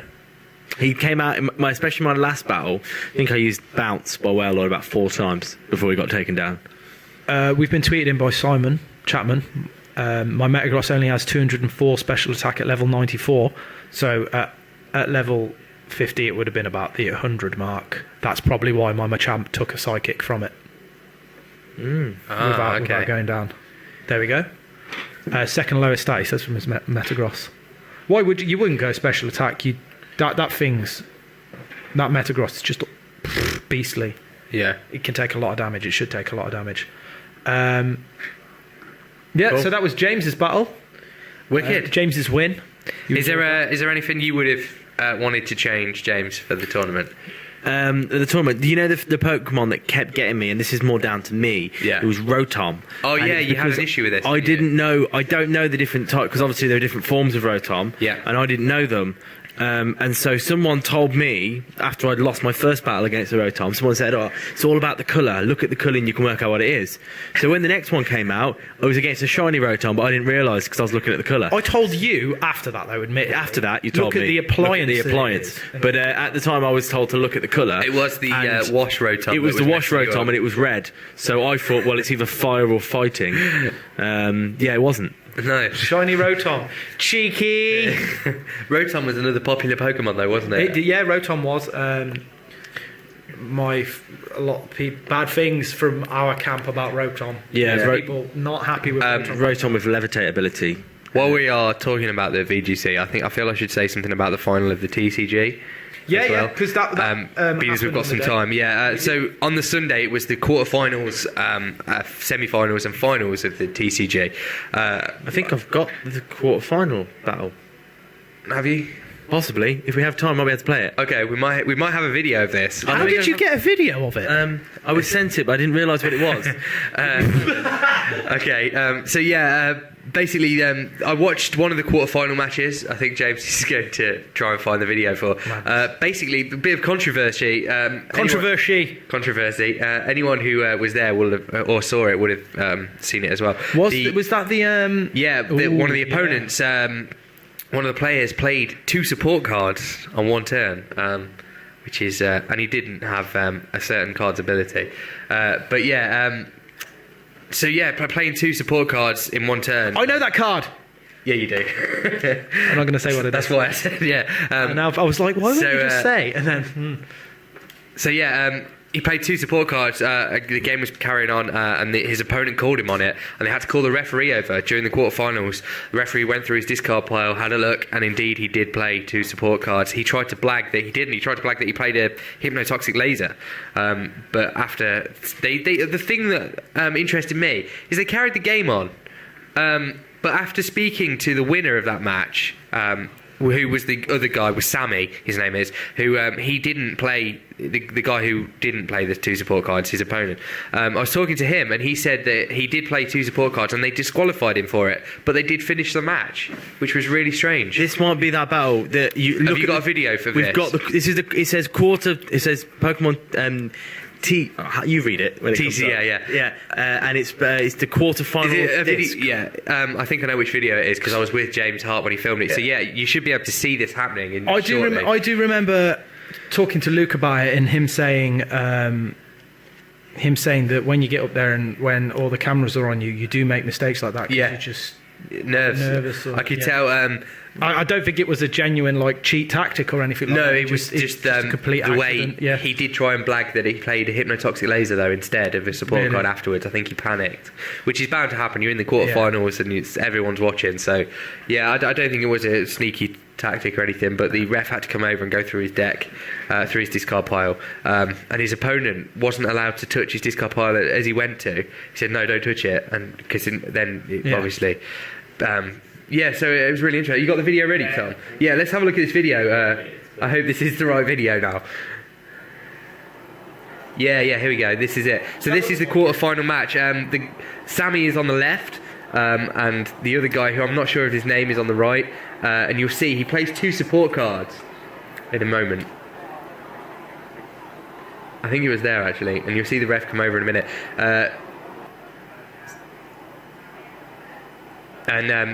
Sammy's playing a Keldeo EX deck, Keldeo EX and Black Curum deck. I'll talk about a little bit more about it in a minute. And the guy on the right is playing a Plasma deck. So I'm trying to see what's going on here. Yeah, here we go. Here's the controversy. So the turn before that you just saw, he played 2 support cards. He did put 2 support cards down. He made it look as if one, so I'm not sure if it was a tactic or not. This is what's controversial. And here we go. You can see them arguing about it, and the referee had to come over, go through his discard pile, ask him what happened. He had to show his discard pile, and you'll be able to see in a minute. There's the 1 support card, and he's just saying, he basically was saying that he didn't. He played an item card, but you'll see He's trying to hide the second support card. The ref is not having it. He said, no, I'm going through it. And yeah, we definitely filmed it.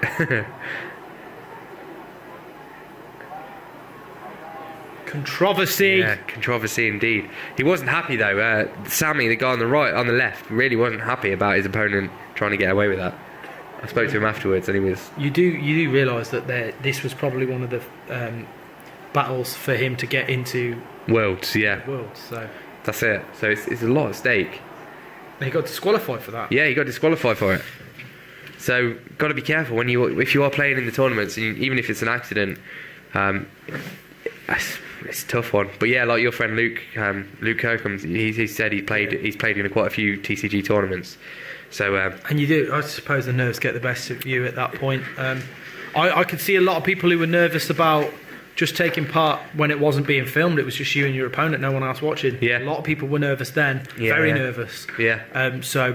We all made some mistakes. For example, my friend Luke accidentally used beat up on his opponent's Pokemon rather than his own by accident. Yeah, which was a big thing. Which lost him the match. Just quickly as well, the decks in the decks that were most that I saw in the finals. Obviously, I didn't go on the Saturday because I didn't know about it. So the decks that I saw being used, a lot of Deoxy EX. Deoxy EX are being played a lot. Not actually as active Pokemon, more like getting 4 of them on your bench so you can get that extra 40 HP for all your Team Plasma. Talking to Luke Kirkham as well, he said that Team Plasma was really popular on the before the finals, all through the TCG Championships. Team Plasma had a massive play. Sammy, as you saw there, Keldeo EX I saw a lot of, both in the final, or actually I saw Keldeo EX appear on the quarterfinals, semi-finals and the finals. So another popular card still being played, and that was from Boundaries Cross. Was that yeah, I think it was Boundaries Cross. So that's quite a few expansions back, but still really popular. So Keldeo EX and Black Kyurem EX as well works really well with the Keldeo EX Blastoise combination. So yeah, that's what I saw mostly. And I think it was the Team Plasma deck. It was a Plasma deck using those Deoxy EX that actually won the TCG. So yeah, good cards to be playing with. Right, let's move on, as we've only got about 20 minutes left of the show, and I don't want to run over again. No. You're idiots. Now it's time for our Pokemaniacs. Second part of our Pokemaniac fan section. Pokemaniac fan section. That's a mouthful. So yeah, basically for any new listeners, every week we said we want to show all the stuff that you guys have been sending us. So if you tweet us or email us, any of the ways we've said previously, contacted, send in anything you want, just either label it fan art or whatever. Also, we've had a lot of fan fiction, which I'm incredibly a big fan of because I've been reading. We were talking about maybe reading some of this fan fiction out on shows to come. I was considering perhaps giving everybody here a character. Okay. And then reading the fan fiction out. Yeah, that'd be interesting. As part of a group, maybe, if that was okay with the authors. Yeah. So I'd love to do that. We'll talk about that more. But again, you can head over to our forum page on our www.pokemaniafm.com. Yeah. And check some of them out. We had some sent in from Twitter. We'll put them. Yeah. Up. Awesome stuff. So yeah, anything you want to send in, just send it in during the week, and we'll quite happily show it on next week's show. Or read it, or read it. Yeah. Any particular special trades you want? Indeed, we've had people sending in their friend codes, asking if we could trade and battle. Scientist Chris sent one in earlier. Pokemon XY official, which yeah. Again, if you battling you, definitely. I'm currently in the middle of working out a team, so once I've done that, in fact, I could rock my Tyranitar Excadrill thing again, but you know what's coming. You just know what's coming. Feel free to add either me and James. We both play the TCG online as well. I think James's username is Cafe Town Berries, all one word. Of course. And mine is Nate Craddock, all one word as well. So yeah, feel free to add us on there, and we'll definitely play you on the TCGO. Awesome. Spot on, Nate. So, yeah, this next piece of fan art was sent in by a guy called Jack Cheese. Should be coming on your webcam. That's really cool. That is some surfing Pokemon. They're all the fully evolved water starters. Yeah, they are. Yeah, all of them. Blastoise is just like, hey guys. Is it just me or a Blastoise and Feraligatr? They're just like, hey man, how's it going? Yeah, pretty good. Just surfing this wave. Samurai is that just looks like cool. up there. Out the top of this wave. Yeah. I like that. I like that. I thought it was really cool. Next one was sent in by Justin the Boss Hamlet. Hey. It's a cool Suicune. Oh man. That scares me a little bit. That looks almost hand drawn as well, to be honest. Could well be. You can't see the crinkles in the paper like the last one. I'm not complaining. I enjoyed the crinkles in the paper. Okay. Sorry, I'm just being... That's fine. The next one was sent in by Erica Jones. I like the name Erica Jones. It's like a gym leader. That's cool. Oh, were they the... Thunder Gods. That appears to be. Yeah, cool. That's really cool. Why do I feel like you're missing one? I don't know. Yeah, that's what I was just thinking. Can you think of any Thunder legendaries? Rotom doesn't count. Can you imagine Black that picture? Kyurem. Can you imagine that picture with Rotom? Black Kyurem. But yeah, you've got Zekrom in there anyway, so... True. That's cool. In my opinion, Raikou just looks the coolest there. Yeah. And I know certain Zapdos people looks cool. love Zapdos. Some people are known for saying, I love you, Zapdos. Yeah. In Renegade 4-part harmony. But yeah. That's cool. And finally, this one was sent in by Safraz Patel. What is occurring there? Oh, it's Ho-Oh. Yeah, that's serious. Rainbowing one. That's really cool. Over lots of things. Man, that looks cool. One of my favourite Pokemon, Ho-Oh. Is it because you enjoy palindromes? Hashtag Nate fact. Nate doesn't know what a palindrome is. I do. I was just working out. Judging by the look. No, palindrome is obviously the same backwards as it is forwards. I know that, and it took me a while to go Ho-Oh and Ho-Oh backwards. So yeah, that's all our fan art been sent in this week. Keep them coming. It's really interesting to look at. Yep, definitely. Let's do a competition review. Absolutely love it. Yes, please do. Before we go into the winners. Yeah, we need to pick a winner from our fan art section as well.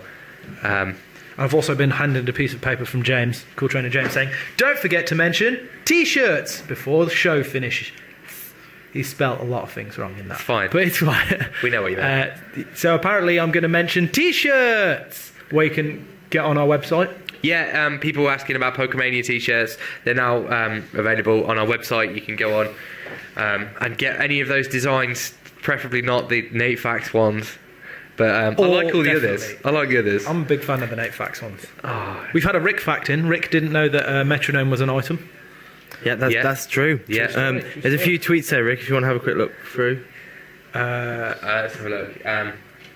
Well, I'll talk about the t-shirts. You have a look through the okay. tweets. We can multitask here. Yes, so 5 t-shirt designs. Head on over to our website. You'll be able to have a look at them there. Wicked stuff. Anything we do make from the t-shirts will go immediately into prizes. But we barely make anything. Basically, it's the cost of the t-shirt company. The t-shirt company making the t-shirts, and then you have to pay for the shipping, and we basically put it up to a round number, making like a £1 off every t-shirt, but we'll put them all into either advertising or prizes in the future. So if it's just a bit of fun, if you think you want a t-shirt that has a Nate fact on it, and like I said, my favourite Nate fact of this week will be on a t-shirt next week. Right, okay. I've decided. So I'm going to have to go through all the Twitter Nate facts. See, I was looking at the Rick fact about Rick didn't know metronome was an item. Yeah. That's okay. That's fine. Hashtag Nate is a horse is completely different. Hashtag I don't Nate see can't why. digest meat. I don't see why. It's completely ridiculous. I don't understand why. Please explain to me why you think this is ridiculous. We've got a shout out to give. We've had a tweet in from Ryan Maloney. Shout out! Who says he'll be 21 on Monday. Oh, excellent! Happy birthday for Monday. Yes. I hope you get all the Pokemon you need. I hope you have a big poker party. And I hope Brock doesn't throw a cake at you, but supplies you with a Doug Trio cake. Like the caption. Doug Trio birthday cake. That we will that we'll put up now. Yeah, here We'll is this recap on week's now. caption contest. You know what? I didn't realise that was a cake. I thought it was actually Hold the Dog Trio. It's not a cake. Well, we don't know. It could be a cake. Oh, Here's right. my It is a cake. Doug Trio is not that small. Here's my on-the-spot improv caption, guys. You, Ryan Maloney, it is your birthday. Have a Doug Trio cake. If that is a Doug Trio, Yeah.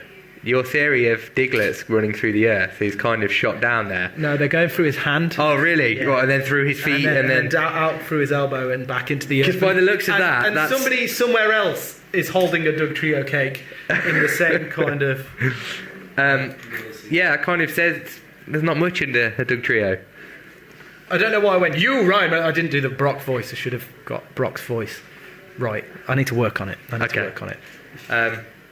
So yeah, that's our caption contest. And Again, you'll bet the best caption will win a booster pack containing 10. That's correct, 10 trading card game cards. and an online redeemable code. Indeed. Our next competition. Who's that Pokemon? Who is this Pokemon? I don't know. You need to tell us. Here it is. Again, if you We've know had a this lot of Pokemon, tweets guess in about this Pokemon. correctly, you will win. I can't believe I've forgotten. I know we say this every week. 10 cards from the trading card game expansion, and the card that you see there, the most recent card.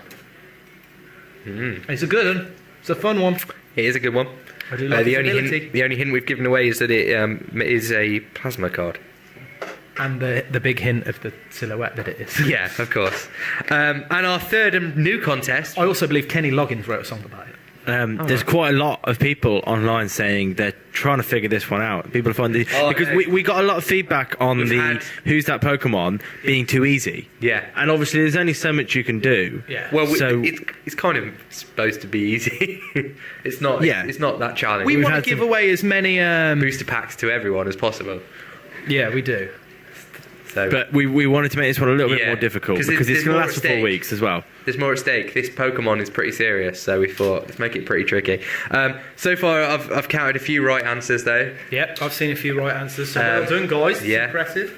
A lot of. Obviously, all the correct answers, it's not done on time or anything. We will take everyone's first answer, but all the people that do get it right will go into this hat right here that Rick is grabbing. Careful, because there are names I in know, there. I've got it. The Pikachu sorting hat. So all the correct answers will go in there, and we'll pick one out just to make it fair. It's So like yeah, a circle of life kind of thing. and let's do that competition now, which is I've completely forgot the name of it again. The close-up Pokemon Challenge. thing. Yeah, Challenge. there Yeah, we the go. close-up challenge. There you go. The monthly close-up challenge. There it is. And a huge Nate Craddock style shout-out. Do it for me. Shout out To Liam Davies, who's graciously providing us with providing that. us Yeah. with the Crobat, IV bred and EV trained. It's really weird because when I saw this picture earlier, I had no idea. I got it wrong. I got it wrong straight away, and now I know what it is. Every time Yeah. I see it, I'm like, well, that's easy, but it's obviously not. Yeah. I picked that image and I'm still not sure. Who did I think it was when I walked in and I went, oh, that's got to be, and I was wrong. Better not say it. I was wrong. Yeah. We can say it's not a shiny Pokemon though. Yeah. Yeah, it's that would be definitely really the normal ridiculous. colours of the Tricky there, Pokemon. it's not a shiny Pokemon. We haven't zoomed into if there was a weird little blue bit on a Charizard, we haven't zoomed into that. No, it's I tried to keep as many obvious features of the Pokemon as possible in one space. what we will do is when we announce it, we will show you the photo and we'll give a little red box around the actual area that we zoomed into. Yeah. So just to prove. Fine. Yeah. And it's not. Yeah, we've not mucked about with the image. We've not flipped it. We've not. Literally taken the image from Google Everything's search, done, yeah. zoomed in. Really close. That's And it's not even a weird image of that Pokemon. So yeah, let's do our winners from last week's competition. Winners! Indeed. Let's start with who's that Pokemon? Who is that Pokemon? This is the the bit people where I in get to- this hat knew. Let's see the image from last week. Well, let's see which Pokemon it was. Glaceon. A lot of people like Glaceon. They're all like, oh, my favourite evolution. Glaceon, I think. Yeah. I'm an Lot of Umbreon people. guy. I don't know why, but I am an Umbreon. Although after this tournament, I'm not a Vaporeon guy, and I might be a Jolteon guy. But anyway, less of that. Let's pick. Go delve, Nate. Delve. Dig like a Diglett. This one feels right. Does it? Yeah, okay. Okay, here we go. Right, I trust you. This one is... He's opening it. Oh. Tense. Oh, trust me to pick the hardest name to pronounce. Nathaniel Dawn Berlitz Green. That You is are our Nathaniel winner. Dawn Berlitz Green. Let's have a... Let me just show that up to the camera so everybody can... confirm. Did you show Tom's picture this week? I didn't, I will do. Can you- Yes. Yes, that. So yeah, congratulations! You are a winner for Who's That Pokemon, and it was Glaceon. Yeah. So Yeah. if you can send us a direct message on Twitter at Pokemania FM, or you can go to our Facebook page, facebook.com/Pokemania FM. That was Tom Harris's drawing from today. Yeah, and just let us know where we can send your prize. That would be great. And finally, it's our caption contest. Caption contest! Sorry, that's your thing, man. That's fine. There we go. What is occurring there? Oh, yeah, I'll read a few out. Yeah. Some of my favourites. We had Chris Crow going, "We used to be cool like you, then we took a Thunderbolt to the butt." Yes. Found that funny. We had Ash uses flash cannon from his butt. We had Shadow Lugia going, maybe me firing my laser was a little too much for Ash and Brock. But not for Pikachu, apparently. No. Luke Kirkham, Ash and Brock used Smog Attack. I like it. It looks about right. I can't say things. Ariaza. Sorry, I just sneezed. I like it. Oh, Pikachu, Yeah, I get yeah. it. Pikachu, yeah, see. Because when you sneeze, you can't control your Thunderbolts. Scientist Chris, it looks like Pikachu has fried their servers. Missing no Pikachu, I told you not to touch me when I'm mad. That's the last time you try to use a Thunder Stone on Pikachu. All very good. Yeah. Do we have a winner? I don't know. Do we have a winner? You've just put question mark I know. like that. So it's a tough one. I'm going to go with, in my opinion, we used to be cool like you, then we took a Thunderbolt to I the butt. agree I with like that. that one. I agree with that. Yeah. Tom, are you agreed? Oh, yeah, absolutely. Okay. So Chris Crow. Chris Crow. Well done. Congratulations, you are our winner for our caption contest. So you'll win a booster pack. Again, if you could get in touch with us, for direct messages on Twitter, Facebook, any of that, or you can email us at radio@studyvox.com. Let us know where we can send your prize. That would be great. And on an unrelated note, hashtag NateFacts. Nate used to be cool like us, but then he took a Thunderbolt to the butt as well. Apparently that happened. So Yeah, Does this mean we're going to finish on time? this means we're going to finish on time. I would say slightly early as well. There was something I wanted to say as well, and I can't remember. It's absolutely doing my head in. I wanted to speak about something. So all the competitions will be running from now until next week's show. So you've got That's from what I now wanted to until then. say. I remember. So on the subject of T-shirts, I want, and I think some people would like this as well. I want Tom Harris to do all 151 original Pokemon, draw them, and then I'll put that on a T-shirt, and I will wear that T-shirt. I agree with that. What do you think, Tom? Yeah. Get as many friends to follow as you can on Twitter. Yeah. And we'll see what we can do. And yes, please push the show, everyone. Original art by Tom Harris. That's cool. Original art by Tom Harris. For everyone who's tuning in after meeting us at the VGC, thank you for listening. Yeah, but thank you very much. It was really Heroes. nice to meet all you guys as well, which is cool. And we're going to be taking part in I'm trying to get my team ready for July tournament. You know, the July friendly. But are you going to be doing the June one now? Of course, Yeah. definitely. So that's cool. Tweeting I here wanna from really Rick get again, on it. guys, saying hashtag TomFacts. Tom is awesome at drawings. Yes, he is. So thank you very much, guys. Do you want to say anything about because you've got to go off on a task next week? Oh, unfortunately, I will not be here next week, although you won't know the difference because I am going to phone in and pre-record a lot of my parts. We'll have the wonderful, the fantastic, the bouncing James, cool trainer James, filling in for me. Yes. But I'll do the quiz as normal, so you'll be able to take part. Nothing will change apart from the fact that my face won't be here. You look really happy about that. No? Hashtag NateFacts. Nate enjoys the fact that he'll be able to talk trash about me next show. Yeah, that's exactly what I'm looking forward to. Because I'm not on any Pokemon journey or anything. I'll be in a field. Sounds like a Pokemon journey I'm going to me. to the Download Festival Oh, okay. to battle Pokemon with people, not to watch any live bands, just to battle Pokemon. Yeah. So there we go. We're running out of time on the show. We are.